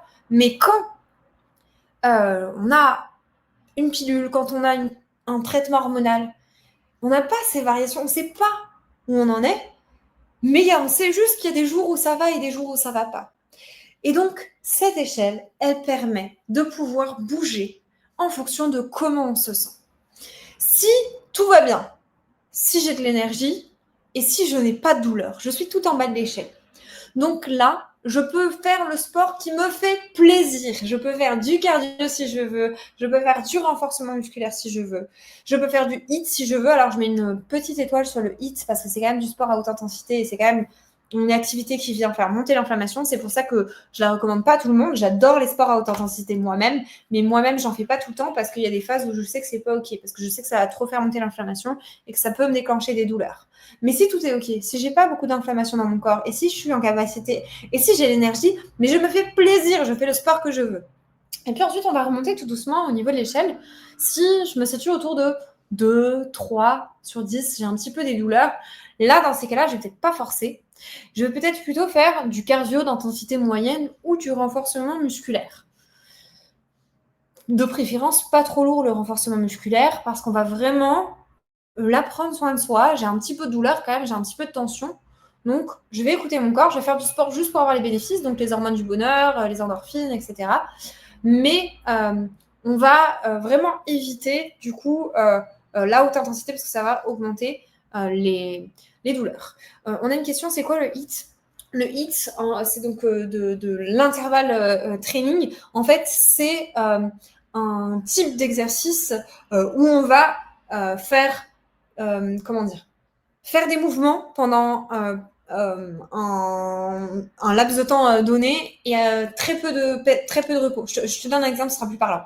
Par exemple, une méthode de HIIT, ça va être par exemple de faire des circuits avec 40 secondes de travail et 20 secondes de repos. Donc tu vois, on a 2 fois plus de travail que de repos. Donc en fait, on est dans la haute intensité. Les filles l'ont très bien dit, c'est du sport à haute intensité. Très souvent, ça va être par exemple 20 minutes d'effort, mais très intense. Le crossfit aussi, enfin parfois, hein, des fois il y a des séances de crossfit qui sont assez longues, mais des fois le crossfit ça va être très intense pendant très peu de temps. Et donc ça fait beaucoup, forcément ça génère beaucoup de stress pour le corps. Ok. Tac, tac, tac. Et donc les activités qui vont augmenter l'inflammation. Quelles activités augmentent l'inflammation? Ça, c'est une très bonne question. J'y reviens après, pardon, je me perds. Je continue de vous expliquer ma petite échelle. Ensuite, je remonte tout doucement. Et en fait, si là, j'ai des douleurs à 4 sur 10, eh ben, on va plutôt privilégier tout ce qui va être cardio léger. Donc, ça peut être par exemple de la marche sur le tapis incliné, de la course très très lente. Ça peut être voilà, un sport où il ne va pas y avoir trop d'impact et où il ne va pas y avoir trop d'intensité. Ça peut être aussi du pilates, mais attention, comme je vous ai dit tout à l'heure, le pilates, on l'adapte, on ne met pas d'hyperpression sur le bas du ventre, ou du renforcement musculaire. Et puis ensuite, je continue de monter dans mon échelle. Je peux faire aussi de la marche ou du yoga si je suis autour de 5, 6 sur 10. Voilà, j'ai quand même des douleurs qui sont installées. Bah là, on va pas aller faire du sport qui va augmenter les douleurs. On va plutôt aller chercher des choses qui viennent faire du bien. Donc de la marche ou du yoga. Et puis, si je monte au-delà de 6 sur 10, on est d'accord que là, les filles, on va pas être debout en train de faire du sport. On va plutôt être allongé parce qu'en fait, ça va pas. Et donc là, ce qu'on veut, c'est déjà juste soulager les douleurs, mais mettre du mouvement dans notre corps quand même. Et donc, du coup, faire des mouvements allongés, c'est carrément OK. Et alors, si je me rapproche de 10 sur 10 en douleur ou en fatigue, si j'ai 10 sur 10 en fatigue, bah là, franchement, on va plutôt faire des exercices de respiration. La respiration, c'est du mouvement. C'est du mouvement au niveau du diaphragme. Et ça vient soulager. Et puis, cette échelle, elle est magique parce qu'elle marche dans l'autre sens aussi. Si j'ai très mal, ben, je vais aller faire des exercices de respiration. Je ne peux pas bouger, j'arrive rien à faire, j'ai super mal, je vais faire des exercices de respiration. Ça va me faire baisser le stress, baisser le cortisol. Donc, du coup, je vais aller mieux. Et puis, comme je vais aller mieux, ben, je vais peut-être être capable de bouger un petit peu pour faire des étirements allongés. Et puis, comme j'ai fait des étirements allongés, ça m'a permis de détendre les tissus et j'ai moins de douleur. Donc, je vais peut-être être capable d'aller marcher un petit peu. Et puis, comme je suis allée marcher, je vais encore mieux.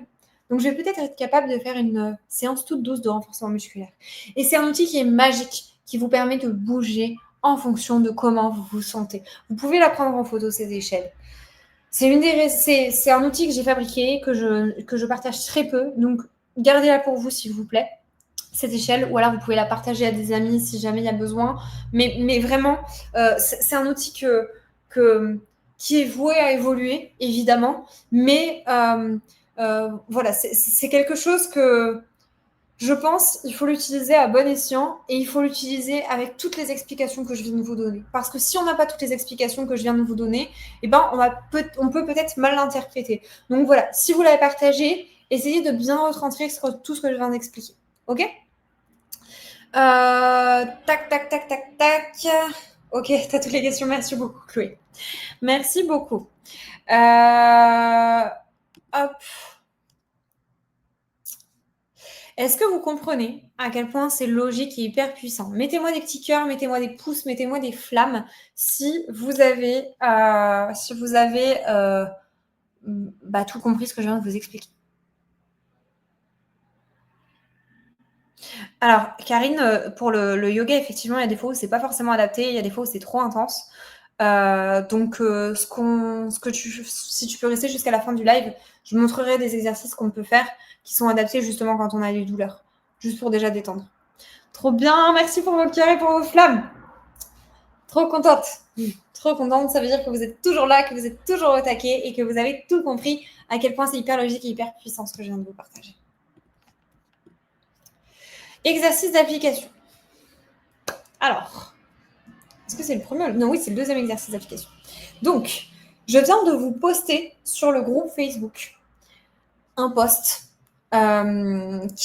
avec l'exercice d'application du coup que je vous demande de faire maintenant. Donc, je vous demande d'aller dans le groupe Facebook, de me mettre en commentaire pourquoi c'est le bon moment pour vous de passer à l'action. Pourquoi c'est le bon moment pour vous de vous dire « Ok, bah maintenant j'ai un super outil.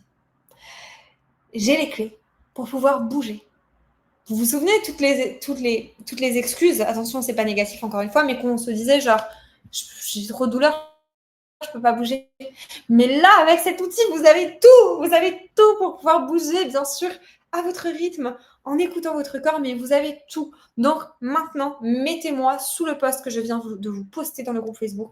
Pourquoi c'est le bon moment pour vous de passer à l'action. Si vous ne voulez pas le mettre dans le groupe Facebook, il n'y a aucun problème. Vous me faites un message en privé, que ce soit sur Instagram ou sur Messenger.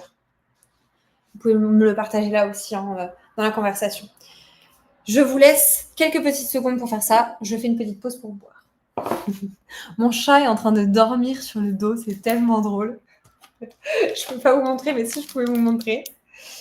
Hop. Donc, je vous laisse me mettre dans le groupe Facebook. Pourquoi c'est le bon moment pour vous de passer à l'action? Pourquoi maintenant? Pourquoi maintenant? Pourquoi pas avant? Pourquoi c'est le bon moment pour vous de passer à l'action?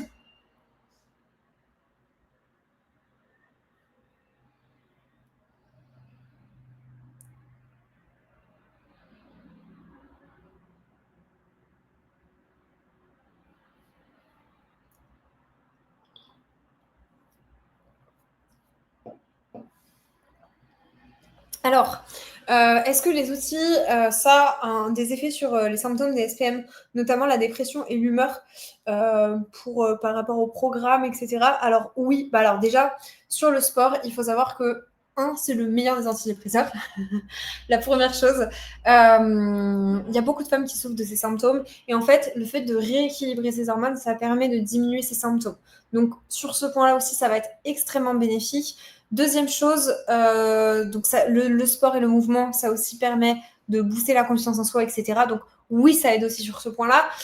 Autre point que je voulais vous partager, c'est que dans l'accompagnement, on a différents ateliers qu'on propose, parce que vous l'avez compris, c'est hyper global. Et donc du coup, je prends aussi en compte ce côté mindset. Donc on propose des ateliers avec une psychologue, psychothérapeute en groupe qui vient apporter des super clés aussi pour pouvoir des fois prendre du recul avec des situations, pour pouvoir mieux vivre tout ça au quotidien. Donc en fait, oui, il y a énormément d'outils qui sont mis à disposition pour avoir des bénéfices sur le mental, tout simplement, de manière générale, et l'humeur. Ok. Merci beaucoup Vanessa pour ton partage. Vanessa qui nous dit elle se permet de répondre parce qu'elle avait des SPM très violents et maintenant elle ne ressent quasiment plus ses SPM grâce au programme. Un grand merci Vanessa pour ton partage. Pour vieillir en bonne santé, pour ne pas laisser l'inflammation. Exactement. C'est hyper important En fait, tout ce qu'on ne fait pas maintenant, ça va continuer de nous suivre. Ça va continuer de nous suivre et c'est pour ça que, en fait, comme je vous disais hier, faites ce challenge jusqu'au bout et tout ce que je vous apprends, mettez-le en place. Et mettez-le en place pas seulement pendant la semaine du challenge, mais aussi sur presque tout le reste de votre vie, j'ai envie de dire, parce que profitez de cette énergie, profitez de ce moment où vous prenez plein de conseils, où vous mettez les choses en place, parce que si vous ne le faites pas maintenant, vous ne le ferez jamais. Tout simplement. Et en fait, il n'y a pas de bon moment. Le bon moment, c'était il y a des mois, le bon moment, c'est aujourd'hui. Donc, profitez de cette énergie pour vous dire, allez, en fait, je mets les choses en place à partir de maintenant. Voilà, voilà, voilà. Hop. Les 5 erreurs que je vois le plus souvent chez les femmes que j'accompagne et avec qui je discute. La première erreur, c'est le fait de ne pas avoir de programme établi en fonction de ses symptômes et en fonction de son objectif. Le fait de ne pas écouter son corps et le fait de ne pas avoir de programme tout court aussi, parce que comme je vous disais tout à l'heure, si on n'a pas un objectif précis, si je me dis juste mon objectif c'est de mieux manger, bah oui, mais par quoi je commence? Comment je sais quand j'ai réussi mon objectif? Alors que si je dis que mon objectif c'est de mettre cette petite chose-là en place et cette petite chose-là en place, et puis en fait on avance d'objectif en objectif, là on a un programme établi, là on sait où on va, là on sait quand on a réussi. Donc un programme établi et écouter son corps, que le programme soit adapté à ses objectifs et à ses symptômes.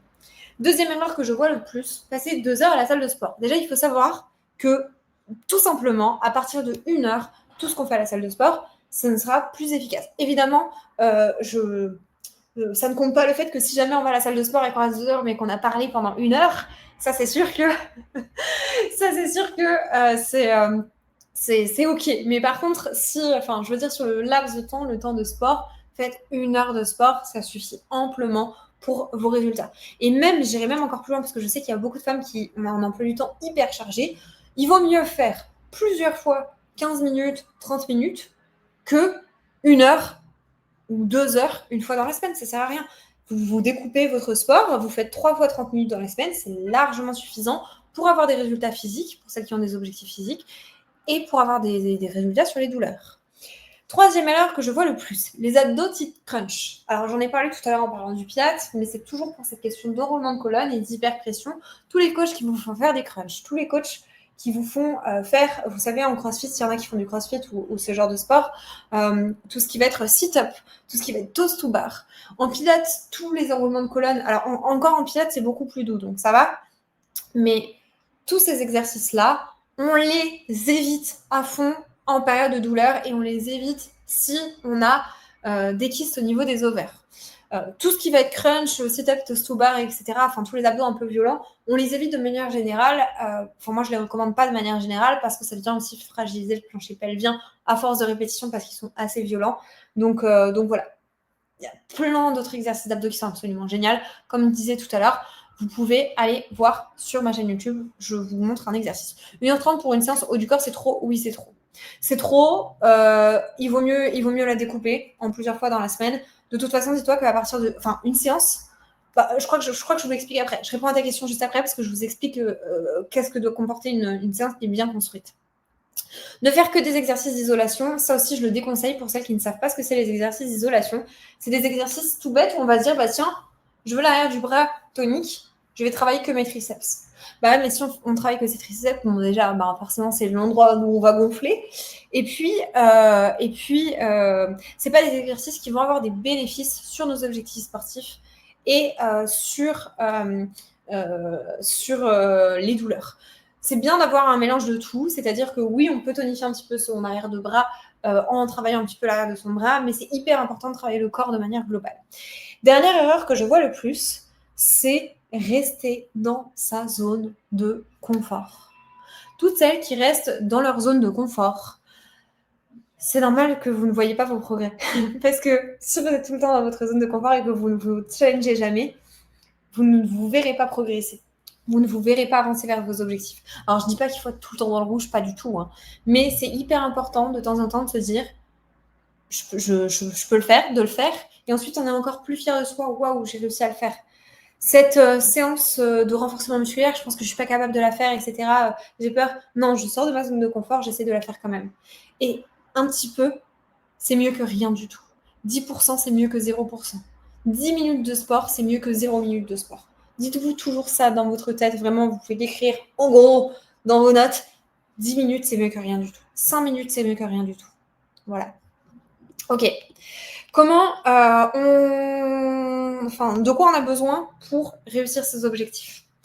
Première chose, un plan structuré. On en a déjà parlé, mais si vous avez une route, si vous savez où vous allez y arriver. Alors que si vous partez sans GPS, vous allez passer par tous les chemins, vous y arriverez peut-être un jour, mais ça va vous prendre 12 fois plus de temps, vous aurez perdu 12 fois plus d'énergie, vous serez même peut-être démotivé en chemin. 3 séances par semaine pour débuter, pour moi, c'est l'idéal. 30 minutes à 1 heure par séance, c'est magnifique. Pour celles qui n'ont pas du tout la possibilité aujourd'hui de bouger parce qu'il y a beaucoup trop de douleurs, faites peut-être des routines. Moi, ce que j'appelle des routines, c'est peut-être 10 minutes par jour. C'est très bien. Rappelez-vous, 10 minutes, c'est mieux que rien du tout. 5 exercices au maximum par séance. Une séance bien construite, elle contient 5 exercices. On n'a pas besoin de faire plus. Ok.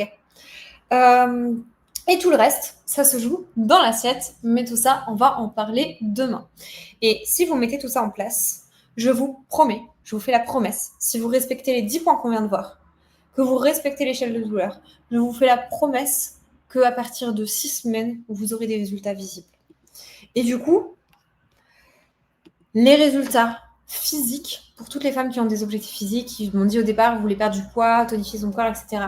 Vos résultats physiques, c'est tout simplement le reflet de ce que vous allez mettre en place. C'est tout simplement le reflet de vos habitudes. Si vous faites attention à ce que vous mangez, si vous faites du mouvement, sans vous mettre la pression, en gardant des plaisirs, en gardant cet équilibre 80-20, tous les résultats physiques vont suivre naturellement après. La preuve en est, je vous partage ici du coup l'une des transformations de mes coachés en 6 semaines, parce que je vous ai dit 6 semaines. Regardez, donc on peut voir du coup en 6 semaines, alors sur la photo du milieu, on voit très très bien au niveau du ventre qu'est-ce qui s'est passé. Elle avait pour objectif d'apaiser ses douleurs et elle avait pour objectif, donc elle avait déjà perdu beaucoup de poids, donc elle avait un objectif de perte de poids, mais en fait elle stagnait. Et donc c'est pour ça qu'elle a fait appel à moi, elle voulait apaiser ses douleurs et elle voulait aussi tout simplement pouvoir continuer sa progression parce que ça faisait des mois qu'elle stagnait et qu'elle n'arrivait plus à perdre du poids. On a tout simplement mis en place du coup la méthode que je vous ai présentée. Et je pense que les images parlent d'elles-mêmes. On voit très bien la progression en seulement 6 semaines. Hein. Dites-vous que c'est juste 6 semaines. 6 semaines, c'est demain. 6 semaines, c'est dans un mois et demi. Cette femme s'appelle Lisa. Et je lui ai demandé, je lui ai dit que j'organisais le challenge. Et je lui ai demandé qu'est-ce qu'elle aurait à vous dire, Lisa, tout simplement, pour vous motiver, pour vous booster, comme d'habitude. Elle m'a dit, le concept de challenge, c'est trop bien déjà. Pour celles qui hésitent, c'est parfait. Je pense que je l'aurais fait si j'étais pas déjà dans la team. Le principe de se challenger, de découvrir quelque chose de nouveau, c'est top. En une semaine, elles vont voir le bien que ça fait. Moi, en peu de temps, j'ai vu beaucoup de changements déjà sur mes cycles, grâce à toutes les astuces et au programme. Mais aussi, elle a atténué ses douleurs et maintenant, elle sait comment les calmer. Lisa, il faut savoir qu'au début, elle allait au travail. Elle ne pouvait pas justement aller au travail les premiers jours de ses cycles. Donc, du coup, grâce à tout ce que je vous partage pendant le challenge et grâce au programme, elle a réussi à atténuer ses douleurs et ensuite, elle a réussi à retourner au travail le premier jour de ses règles et elle a réussi à pouvoir apaiser ses douleurs si elle sentait qu'il y avait des douleurs qui venaient. Et ça, elle dit que c'est incroyable. Et physiquement, elle se sent déjà beaucoup mieux. Elle a vu son corps changer et elle sait qu'elle pourra faire encore mieux. Donc, que du positif pour Lisa. Donc, si Lisa, elle a réussi, pourquoi pas vous? Si Constance, qui est venue tout à l'heure, elle a réussi, pourquoi pas vous? Bonne question. Hein. Ok, alors on fait les Q&A juste après. Je vous propose de faire une petite mise en pratique toute douce avant, du coup, de passer à la Q&A parce que j'ai vu qu'il y avait vraiment beaucoup de questions, même pour celles qui sont pressées ou qui doivent aller se coucher. Comme ça, au moins, vous aurez fait la petite mise en pratique avant de dormir. Donc, je vous emmène avec moi. On va traverser mon appartement. Et on va aller faire, du coup, quelques exercices d'étirement. L'objectif, c'est de vous montrer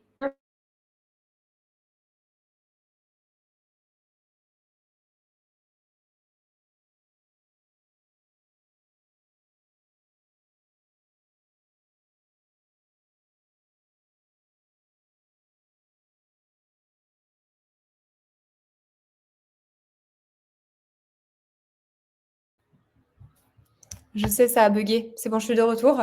Ça a bugué tout simplement parce que je changeais de pièce sans mon téléphone. Donc, mon partage de co a sauté, évidemment. Hop.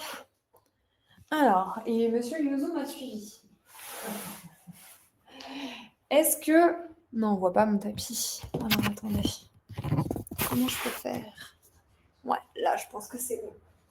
Donc, ce que je vous propose, c'est de vous mettre au calme dans un endroit où vous pouvez vous allonger. Donc, soit sur un tapis, soit sur le canapé, soit dans votre lit. Et je vais vous montrer un exemple de mouvement que vous pouvez faire quand vous avez des douleurs. Donc, bien sûr, ça va être à adapter. Si on a des très fortes douleurs, il va falloir commencer par de la respiration, du massage, mais ça, on en parlera plus tard dans la semaine. On va y aller très progressivement. Il y a peut-être des mouvements qui vont être un petit peu difficiles en fonction des douleurs. Mais quoi qu'il en soit, ces mouvements, c'est des mouvements que vous pourrez répéter quand vous aurez mal. Ok? Donc, on va commencer par s'allonger. Et donc, comme je vous ai dit tout à l'heure, on va éviter toutes les hyperpressions. Donc, je ne vais pas m'allonger en boule comme une grosse patate. Je vais plutôt m'allonger en passant par la sirène. Donc, je vais fléchir mes jambes, une jambe devant à 90 degrés, une jambe derrière à 90 degrés, et je vais allonger mon buste sur le côté avec mon bras. Et je vais pouvoir rouler sur le dos. Ok, donc qu'est-ce qui se passe quand on a mal? Souvent, on est là. On est en boule, on a super mal. Ok, donc on va partir de cette posture et je vais vous montrer comment tout doucement on peut apaiser les tensions et sortir de cette posture pour pouvoir faire de la place et soulager les douleurs. Donc, on a les genoux près de la poitrine. Et moi, ce que je vous propose, si c'est possible, c'est de commencer par tendre une jambe et de garder l'autre genou près de la poitrine. Si c'est possible. Si c'est pas possible, regardez, on fait ça. On vient poser le talon près des fessiers, on fléchit la jambe. Et donc, avec l'autre jambe, donc on a le genou près de la poitrine, on va faire des cercles, tout simplement, dans un sens et dans l'autre. Ne mettez pas de coussin ou d'oreiller sous votre tête, ou alors vous pouvez mettre que sous la tête, mais pas sous les épaules, parce que sinon ça va faire ça. Et donc, on est en train de détendre ici, mais de ce côté-là, on met des pressions, hein, donc on évite d'enrouler la tête. Et on vient faire des cercles. Dans un sens et dans l'autre. Ok, on fait la même chose de l'autre côté, donc j'allonge la jambe, ou alors je la fléchis comme je peux, et je viens faire des cercles. Dans un sens ou dans l'autre. Et tout doucement, je sens ce qui se passe au niveau de mes hanches, donc ça se dénoue. Et si je peux, je viens agrandir les cercles le plus loin possible. Oh, ok, magnifique. On va repasser à la première jambe. Donc cette fois-ci, on va essayer d'allonger la jambe. Je ramène le genou près de la poitrine. Et là, ce que je veux, cette fois-ci, c'est mettre l'intention d'ouvrir la hanche face au plafond. Je détends mes épaules et je respire. Dès maintenant, vous pouvez commencer à amener du calme dans votre corps en prenant des grandes respirations. Je prends le temps d'inspirer par le nez et d'expirer soit par la bouche, soit par le nez. On fait la même chose de l'autre côté. Je ramène le genou près de la poitrine, je mets l'intention d'ouvrir la hanche face au plafond, je prends une belle et grande inspiration. Une belle et grande expiration.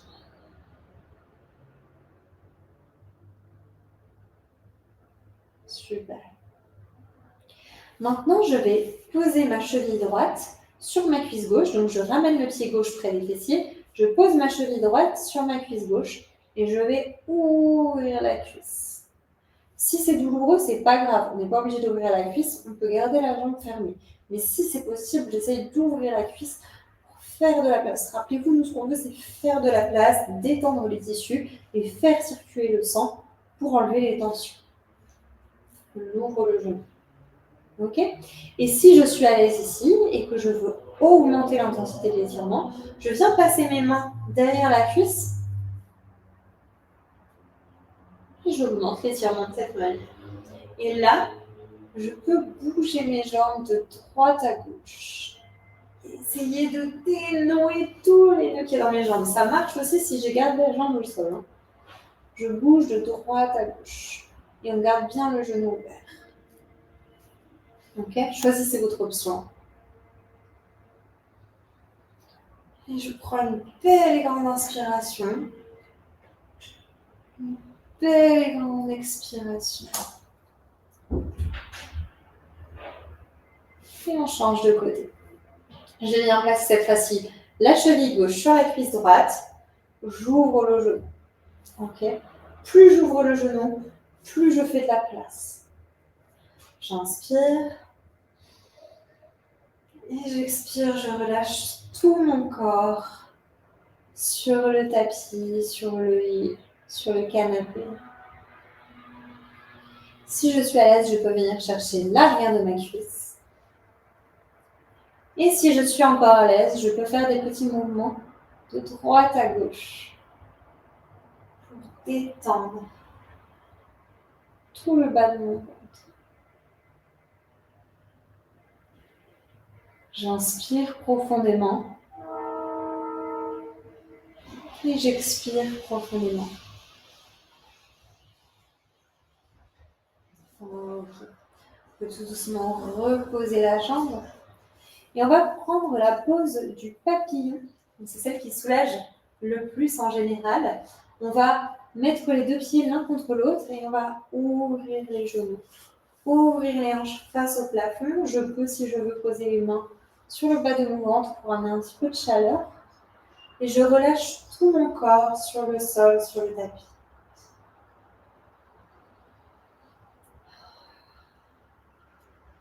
Ici, on peut aussi amener un petit peu de mouvement en montant, inspirant, ouvrant, expirant.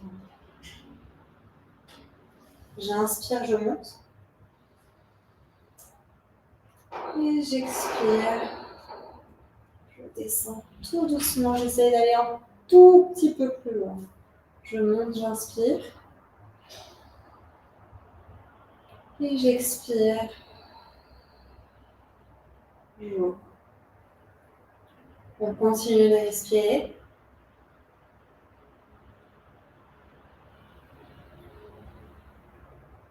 Une dernière fois. On ouvre, on expire et on essaie d'aller le plus loin possible avec les genoux. Ok.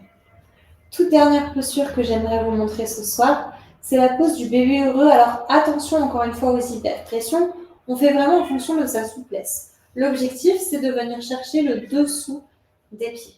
Ok, donc je viens chercher le dessous des pieds avec mes mains, sans que mes épaules se décollent, et je viens ouvrir les pieds face au plafond. Si je suis là, ça ne va pas, parce que je ouvre là, mais je mets des hyperpressions. Donc, c'est pas grave, on est avec le dessous de ses pieds, si on n'a pas de souplesse, on vient attraper ses mollets, c'est déjà très très bien. Hein. Ok. Et on ouvre les hanches face au plafond.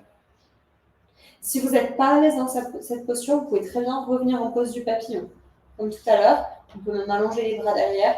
C'est très agréable pour le ventre. Ok. Donc choisissez votre option.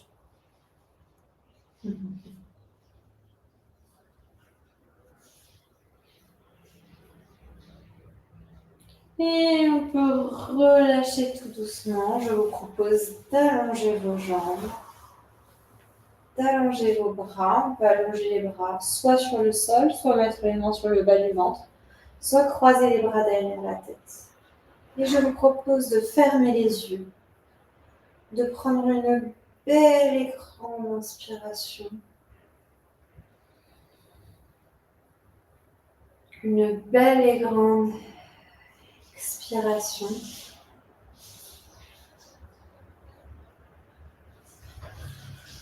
Vous pouvez tout doucement ouvrir les yeux. Vous pouvez rester allongé sans aucun problème. Pour ma part, je vais me relever pour reprendre le live. Et on peut tourner sur le côté si on veut se relever. Passer par la pose de la sirène pour revenir assise.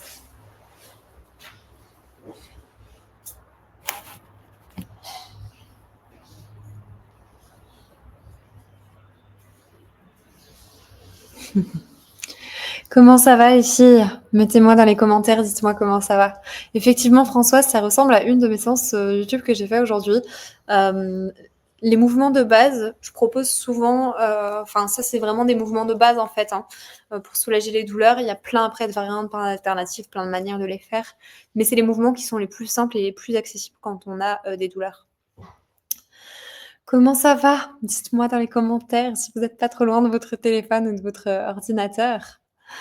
J'espère que ça vous a fait du bien. J'espère que ça vous a amené un petit peu de douceur pour terminer cette soirée. Je vais prendre le temps de répondre Je vais prendre le temps de répondre aux questions.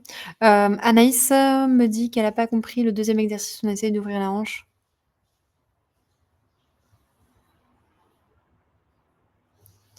Alors, enfin, je peux pas trop te répondre, enfin, difficilement. Si tu es d'accord de m'écrire un message par rapport à tes problématiques au genou, parce que tant que j'ai pas les tenants et aboutissants et le détail de tes problématiques au genou, je saurais pas trop vers quoi t'orienter. Je sais pas comment ça fait mal, où est-ce que c'est à l'ouverture, est-ce que c'est à l'intérieur du genou, extérieur du genou, en dessus, au-dessous? Enfin bref, si tu peux m'envoyer un message privé et me donner un petit peu plus de détails, je pourrais trouver des alternatives, à cet exercice. Il existe des milliers d'exercices. Il y a plein de choses. Ce qui est super important, c'est surtout que vous reteniez les exercices qui vous font du bien. Ah, je suis trop contente si ça vous a détendu, si ça vous a fait du bien. C'était le but. Alors, quand on peut à peine bouger, quand on a des douleurs, faut reprendre l'échelle. Enfin, après ça, c'est ce qu'on verra aussi, dans le live de mercredi soir. C'est la routine de gestion de la douleur, justement, quand on est en crise. C'est sûr que quand on est sur un 10/10, on peut pas faire des étirements comme ça. C'est pour ça qu'il y a d'autres outils que je vous présenterai mercredi. C'est pour ça qu'hier, Caro vous a présenté aussi l'exercice de respiration. L'exercice de respiration, c'est indispensable quand on est vraiment en crise. Déjà, juste arriver à calmer le souffle. OK, de me dire, là, j'ai très, très mal. J'hyperventile parce qu'en fait, j'ai mal, je respire fort, je fais pas attention à comment je respire. OK, déjà juste, je remets de la conscience sur comment je respire. Est-ce que je peux essayer juste d'allonger un tout petit peu, même d'1 milliseconde, mes respirations? Là, j'ai très, très mal. Est-ce que juste je peux essayer de ralentir un tout petit peu, puis ma respiration d'après, j'essaie de la faire 1 milliseconde plus longue que ma respiration d'avant. Et puis ma respiration encore d'après, j'essaie de la faire 1 milliseconde, plus longue que la respiration d'avant. Et déjà juste ça, c'est bien. Donc oui, on va pas faire les étirements si on a sur un 10/10 en douleur, si on est en très forte crise. Par contre, les étirements, ça va énormément vous aider si vous êtes en début de crise. Ça va énormément vous aider si vous êtes, comment dire? Si vous êtes dans la crise, mais que vous avez déjà commencé à ramener du calme. Et tous les étirements ne sont pas bons à prendre parce qu'il y en a qui sont très intenses, mais il y a des étirements qui sont beaucoup plus doux et qui sont carrément accessibles. Donc voilà, c'est pour ça qu'en fait, c'est hyper important d'individualiser tout ce que je vous apprends. Moi, cette semaine-là, je peux pas individualiser parce que vous êtes, là, 70 en ligne, mais vous êtes des centaines à participer au challenge, donc forcément, je ne peux pas individualiser ce que je propose. Mais je vous donne des clés de manière générale qui marchent sur les filles que j'ai accompagnées. Et puis après, c'est vraiment vous, en fonction de vous, en fonction de comment se passent vos crises, en fonction de quels étirements vous font le plus de bien. Il y en a, ça va être le papillon, il y en a, ça va être le bébé heureux, il y en a, ça va être juste genou contre la poitrine. Donc voilà, on individualise tout ce que je vous partage. Ok, c'est parti pour la session de questions-réponses. Je crois qu'il y a beaucoup de questions. Trop bien, Semence. Si ça t'a fait du bien, je suis trop, trop, trop contente. Question pour Clem. Il y en a d'autres, mais je ne peux pas tout envoyer en un message. Johanna, qui me posait la question sur le sport, est-ce que c'est mieux le matin ou le soir? Eh ben, qu'est-ce que tu préfères? Comment est organisée ta semaine? Voilà ma réponse. Il n'y a pas de bonne réponse. C'est sûr que le soir, on va éviter de faire tous les sports trop cardio, tous les sports à haute intensité, etc. Parce que forcément, c'est des sports qui vont générer du stress aussi pour le corps, mais du coup, qui peuvent générer aussi des difficultés pour s'endormir. Mais des séances douces, ça peut être très bénéfique avant de dormir aussi. Ça permet de couper. Par exemple, moi, j'adore faire du sport le soir parce que j'ai de l'énergie le soir déjà et ça me permet aussi de me canaliser. Des fois, ça me permet de couper avec le travail. Donc, ça peut être très bénéfique le soir. Ça permet aussi des fois de ramener du calme dans le corps, d'éviter de trop cogiter.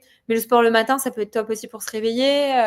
Le sport le midi, ça peut être très bien aussi. Donc, il n'y a pas de bonne ou de mauvaise réponse. Ça dépend de ton organisation, ça dépend du type de sport que tu fais, ça dépend de ce que tu aimes. Françoise, j'ai très mal dans les jambes aujourd'hui, mes règles étant arrivées dimanche. Est-ce que ça peut être lié? Oui, carrément. Carrément, comme j'expliquais tout à l'heure, ça peut être des douleurs liées au nerf. Enfin, très souvent, c'est ça. Ça peut être lié au nerf sciatique. Ce qui peut causer, ce qui peut accentuer les douleurs, comme je vous l'expliquais tout à l'heure, ça peut être la rétention d'eau. Tous les exercices. J'ai une vidéo spécifique sur ma chaîne YouTube. Chloé a déjà partagé plusieurs fois ma chaîne YouTube, mais j'ai une vidéo spécifique pour les douleurs dans les jambes, donc tu peux essayer cette vidéo. C'est les étirements, c'est comme ce qu'on vient de faire là, ça marche sur le coup. Est-ce que vous vous souvenez de... non, je ne voulais pas encore présenter cet outil, je vous en parlerai mercredi, pardon. Mais comme j'expliquais, il y a le travail de surface, c'est-à-dire, ok, j'ai mal, qu'est-ce que je peux faire? Mais il y a aussi tout le travail en profondeur qui est super important, qui est le travail avec le sport régulier, avec le mouvement régulier, avec l'hygiène de vie, avec le travail sur le stress. Et donc, tous ces petits points-là, c'est plein de choses qui vont t'aider pour tes douleurs dans les jambes. Mais dans l'immédiat, si tu as mal là maintenant, tu peux aller faire la vidéo YouTube spécifique que j'ai faite pour les douleurs dans les jambes. Emeline, en cas de tendinite à l'épaule, tu conseilles quoi? Alors, est-ce que c'est une tendinite? Ah oui, mais on me l'avait posé cette question. Je ne sais pas si c'était avec toi, Emeline, que j'avais échangé, mais je connais cette question. Alors, ça dépend si c'est tendinite ou après, je reviendrai aussi sur les douleurs à l'épaule qui peuvent être liées à l'endométriose. Mais du coup, par rapport à la tendinite à l'épaule, moi, ce que je conseille, bon, déjà, est-ce qu'il y a eu un suivi kiné ou pas? C'est hyper important le suivi kiné. Et ensuite, c'est hyper important pour la tendinite à l'épaule d'avoir des exercices de mobilité, des routines de mobilité pour le haut du corps et des exercices de renforcement musculaire. En fait, souvent les tendinites à l'épaule, ça peut être lié à plein de choses. Ça peut être lié au quotidien, ça peut aussi être lié à un déséquilibre musculaire. Ça peut être lié au fait que peut-être que toute la journée on est comme ça. Peut-être que toute la journée on a les épaules rentrées, on n'a pas fait de travail postural, donc ça peut être lié à ça. Avec les douleurs, il faut savoir aussi que on est beaucoup vers l'avant à cause des douleurs. Donc tout ça, ça peut favoriser les tendinites à l'épaule. Donc déjà un travail postural, un travail de mobilité au niveau de l'épaule, un travail de redressement, renforcement aussi du dos, un équilibre de travail entre la chaîne antérieure, donc tout l'avant du corps, et la chaîne postérieure. Il faut absolument que les deux soient équilibrés en termes de volume musculaire sur la semaine, ça c'est indispensable. Donc travail postural, travail de mobilité, d'assouplissement et renforcement musculaire. Voilà. Après, pour les exercices spécifiques, il y en a plein. Travail élastique, c'est génial. Mais bon, après, ça c'est vraiment du cas par cas. Lorraine, si on ne souhaite pas faire du yoga, est-ce qu'on peut juste faire du stretching? Ouais, le yoga, c'est pas obligatoire. Il y a plein de femmes. Alors, moi, je suis une boule d'énergie. Hein. Il y a plein de femmes qui disent que, justement, par exemple, elles n'aiment pas trop le yoga parce que c'est trop mou. Bon, déjà, il faut savoir qu'il y a autant de cours de yoga que de profs. Donc, si vous avez testé le yoga et que vous n'avez pas aimé, peut-être essayer un autre type de yoga. Essayez avec une autre prof. Et puis, si vous n'aimez pas du tout le yoga, c'est carrément OK. Par contre, pour les douleurs, c'est quand même indispensable, même pour la santé de manière générale ou pour éviter les blessures, c'est quand même indispensable de s'étirer, de travailler sa mobilité. Donc, voilà, sans faire du yoga, c'est important de s'étirer et de faire sa mobilité. Bouchra qui nous disait je fais de la musculation et j'ai de l'inflammation plus après chaque séance. C'est normal. Difficile de répondre, il faudrait que je vois comment tu t'entraînes, il faudrait que je vois ton style de vie. Il y a des exercices effectivement qui peuvent augmenter les douleurs. J'ai pas parlé tout à l'heure, mais il y a des exercices qui augmentent les douleurs, comme en muscu, pour celles qui font la muscu, tout ce qui va être hip thrust, ou des fois en période de douleur, tous les travails des adducteurs, vous savez, l'intérieur des cuisses. Ça peut effectivement aussi accentuer les douleurs. Donc, si par inflammation tu entends des douleurs, oui, ça dépend de comment tu t'entraînes, ça dépend de quelle posture tu as dans ton entraînement. Ça dépend de trop de trucs. Si Bouchra, t'es d'accord de m'écrire en privé pour m'en dire un peu plus, parce que là, c'est difficile de t'aider. Comment faire pour identifier les causes des douleurs? À part le froid, pour ma part, je n'arrive pas à... Alors ça, c'est une question qu'on m'avait posée hier, je crois. Et j'avais pas pu y répondre. Identifier les causes des douleurs. Alors très très très souvent avec l'endométriose, donc ça va être lié à l'inflammation. Donc c'est peut-être dans ton quotidien, par rapport à tout ce qui augmente l'inflammation dans le corps, ce à quoi tu t'identifies le plus. Est-ce que tu es beaucoup stressé? Si oui, ça peut être une des causes des douleurs parce que le stress augmente l'inflammation. Est-ce que justement tu es beaucoup sur l'avant? Comme je viens de l'expliquer, est-ce que tu as un travail de bureau? Est-ce que tu es beaucoup refermé? Si oui, ça peut être une des causes des douleurs. Est-ce que tu manges souvent inflammatoire ou pas? Alors ça, bon, tu comprendras demain de quoi je parle, ou est-ce que ton alimentation est digeste? Si oui, ça peut être ça. Est-ce que tu bouges suffisamment ou pas? Sinon, ça peut être ça. Et en fait, la fiche que je vous ai fait remplir hier avec toutes les barèmes là, de 1 à 10, c'est exactement ça qui va vous permettre aussi de déterminer les causes de vos douleurs. C'est-à-dire que si vous avez 10 sur 10 partout, bon, il y a pas de problème parce que c'est pas comment dire, des critères qui peuvent accentuer vos douleurs. Mais si vous avez des fois des notes plus vers le 0, ou en tout cas à moins de 5, ok, là, c'est peut-être un point qu'il faut que je travaille parce que c'est peut-être un point qui augmente mes douleurs. Donc, cette feuille est aussi là pour vous aider à identifier les causes de vos douleurs. La prochaine fois, pas de Doliprane, ni Dentadis. Merci, je vais le refaire. Trop contente si mes exercices vous ont aidé. N'hésitez pas à aller voir ma chaîne YouTube, il y a plein d'exercices. Pareil pour les filles de la team ou les filles qui veulent rejoindre la team dans l'application. On a toute une partie avec plein de cours vidéo, avec plein d'exercices. symptôme par symptôme pour apaiser vos douleurs et même plus que symptôme par symptôme, c'est-à-dire que vous allez avoir des exercices, si je suis debout, en train de faire mes courses, je peux pas m'asseoir, je peux pas m'allonger, mais qu'est-ce que je peux faire comme étirement? Et bah oui, on peut même faire des étirements debout pour soulager ses douleurs. Si je suis assise au travail en réunion, comment je peux faire pour soulager mes douleurs? Bah oui, il y a même des exercices qu'on peut faire assise au travail. Voilà, il y a tout ça dans l'application. Sur YouTube, je vous propose les bases. Dans le programme, évidemment, c'est beaucoup plus détaillé. Et le but, c'est aussi de construire, comme je vous ai dit, vos routines personnalisées sur mesure. Ah bah voilà, Mylène qui nous pose la question des exercices à faire debout ou assis pour les endroits où on peut pas s'allonger, au travail ou autre. Alors tout ça, c'est des choses que je propose dans l'accompagnement. Après, j'en ai peut-être mis une sur YouTube. N'hésitez pas à aller fouiller mon YouTube, je crois en avoir mis une. Mais tous les exercices peuvent se reproduire debout, allongé. Après, mercredi, dans le travail qu'on fera mercredi, vous verrez les routines de gestion de la douleur et vous verrez que bah, y a des fois où effectivement c'est difficile de s'étirer, mais il y a d'autres choses qu'on peut mettre en place pour soulager les douleurs. Tout ça, on le voit mercredi. Tu nous parlais hier de la posture assise prolongée, par exemple au travail, et tu as dit que tu en reparlerais. Alors oui, la posture assise prolongée, pour le coup, en fait, juste la sédentarité de manière générale, qu'est-ce qui se passe? En fait, il y a des tensions qui vont se créer, il y a de l'inflammation qui va s'installer, le sang ne circule pas bien et on a plus de raideur. Et donc, c'est pour ça que c'est hyper important le plus possible pour celles qui travaillent assises d'essayer de vous lever régulièrement. Vous savez, ces trucs de casser dans la sédentarité, et ben, ça aide aussi pour avoir moins de douleur. Et donc, c'est génial si jamais vous avez des pauses ou si vous pouvez faire des pauses, de vous lever régulièrement toutes les heures, toutes les 2 heures grand maximum, mais toutes les heures, pour marcher, aller faire quelques étirements. Et vous savez, pour toutes les femmes qui ont des douleurs aussi en voiture pendant les longs trajets, des fois ça peut être douloureux à cause des vibrations, à cause de la posture assise prolongée, et ben c'est exactement la même chose. Faites des pauses régulièrement, toutes les heures c'est l'idéal, et comme ça, vous pourrez soulager vos douleurs. Encore une fois, je suis désolée, j'ai explosé les heures. En plus, j'avais dit, et Chloé, elle m'a envoyé un message ce matin, ma community manager, qui est dans le groupe. Elle m'a dit, Clem, combien de temps tu penses que tu vas faire ce soir et tout? Je dis, t'inquiète pas, ce soir, je vais tenir le timing, c'est hyper court, il n'y a pas d'intervenante. Puis au final, j'ai fait venir Constance. Et puis au final, j'ai explosé le temps. Oh là là, c'est catastrophique, il faut que je revoie mes heures, mes heures de challenge. Tac, tac, tac. Est-ce qu'il y a des exercices pour le dos? Pareil, je vous renvoie vers ma chaîne YouTube, il y a plein d'exercices pour le dos. Donc je vous laisse aller voir ça.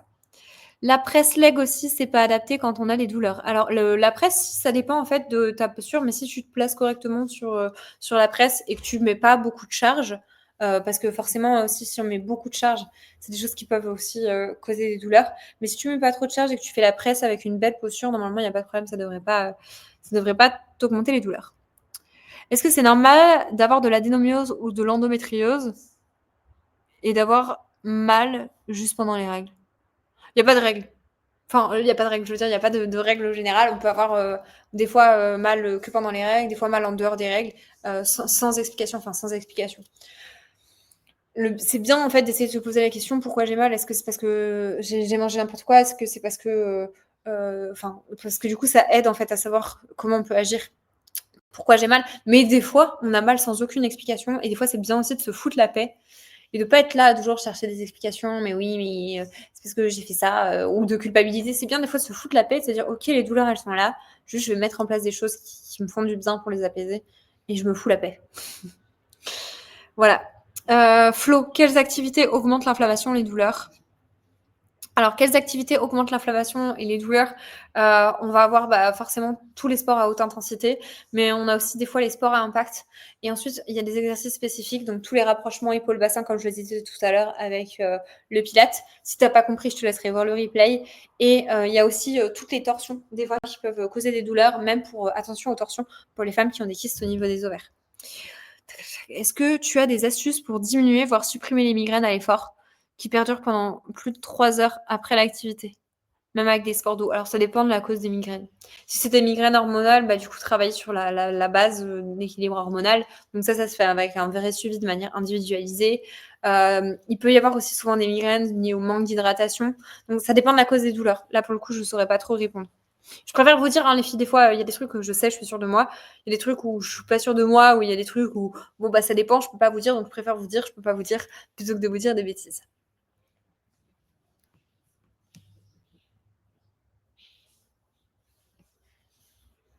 Alors, si on n'a pas vu d'effet... alors, attendez. j'ai pas suivi pour ce qui est du Pilates. Est-ce que il y a un bon sport ou pas? J'ai pas vraiment vu d'effet pour les douleurs.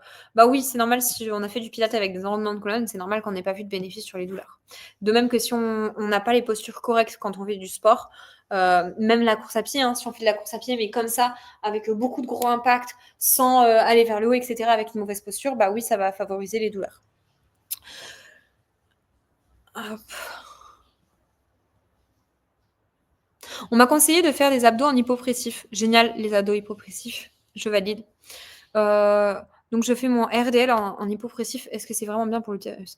Alors, génial pour les abdos hypopressifs, génial pour les exercices d'abdos. Par contre, faire ces exercices de muscu avec des exercices genre abdos hypopressifs, etc., pour moi, c'est un peu se compliquer la vie. Moi-même, je le fais pas. Alors que pourtant, je fais énormément de musculation. Pourquoi? Bah, tout simplement pour pas trop se prendre la tête parce qu'en fait, ces respirations sont hyper intéressantes pour engager le transverse, engager le centre du corps et en même temps respecter le plancher pelvien et respecter son corps. Quoi qu'il en soit, le sport, ça doit rester un plaisir et en fait, c'est difficile de sortir de sa zone de confort et c'est difficile de progresser déjà si on pense à toutes ces consignes. Et en fait, déjà, juste le fait de mettre ces consignes en place sur les exercices d'abdos, ça permet déjà en fait au corps d'avoir une conscience corporelle. Et en fait, tout ce que vous allez apprendre à votre corps, c'est comme marcher maintenant ou faire du vélo. Vous ne vous posez peut-être pas la question de la synchronisation parce que votre corps, il a appris à le faire. Et bien, ça va être la même chose pour vos abdos. Si vous travaillez quand vous faites vos abdos, si vous les travaillez de la bonne manière, ou vous faites des abdos hypopressifs, ou vous faites les respirations de Gasquet pour celles qui connaissent, ou des respirations tout simplement qui protègent le centre de votre corps, ben, en fait, votre corps va prendre l'habitude de le faire, tout simplement. Qu'est-ce que tu penses des séances de kiné pour l'endo? Incroyable. Moi, je suis pour la prise en charge pluridisciplinaire. C'est pour ça que mon accompagnement aussi, l'accompagnement que je propose, est aussi global et qu'il y a autant de choses qu'on me propose.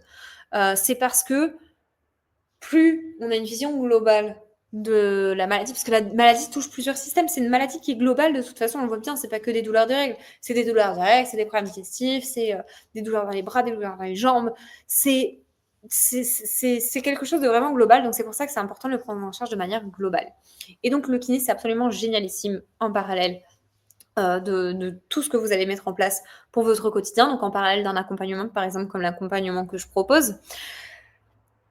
C'est indispensable et c'est même des fois, moi, il y a des choses, je peux vous aider sur énormément de symptômes, mais il y a quelques points sur lesquels mon champ d'action va être limité. Ça va être par exemple pour tout ce qui est douleur au rapport, les dyspareunies.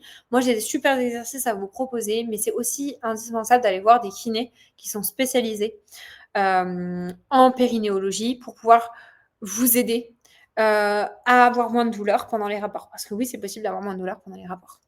Est-ce qu'il faut privilégier le kiné ou l'ostéo? Alors, l'ostéo, c'est très très bien aussi.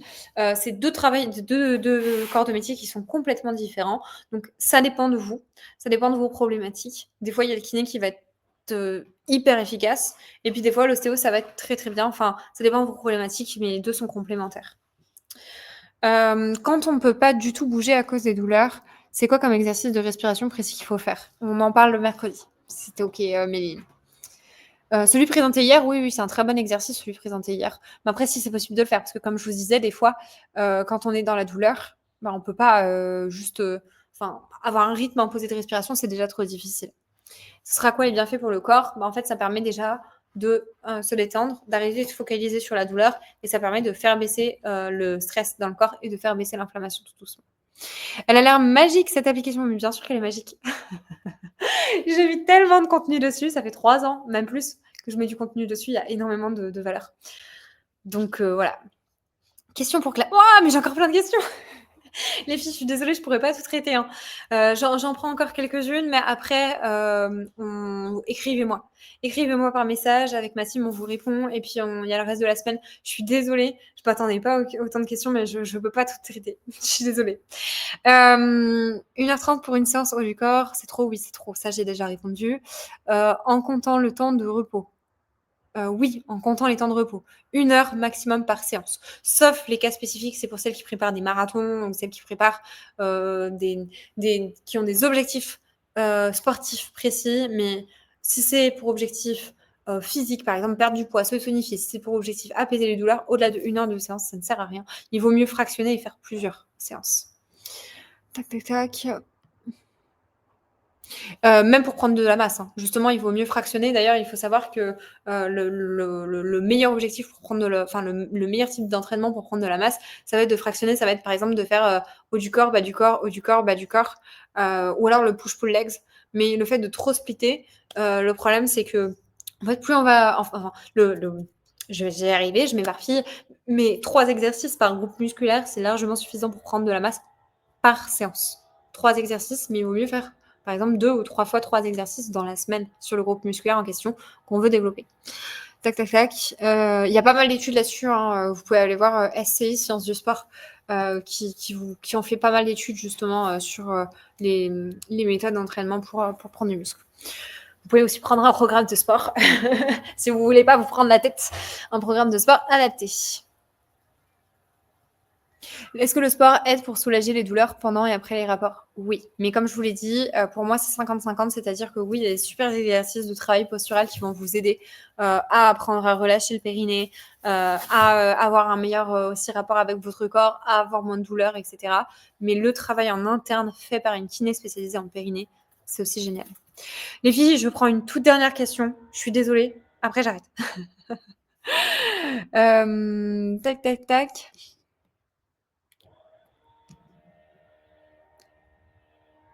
Que penses-tu de la chiropraxie pour aider à soulager les douleurs? Comme je vous l'ai dit, plus vous avez une vision globale, plus vous faites intervenir différents professionnels, différentes disciplines, mieux c'est pour vous. Après, je mets une grosse attention par rapport à tout ça.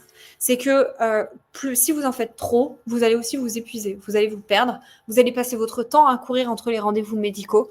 Et au final, du coup, ça va être...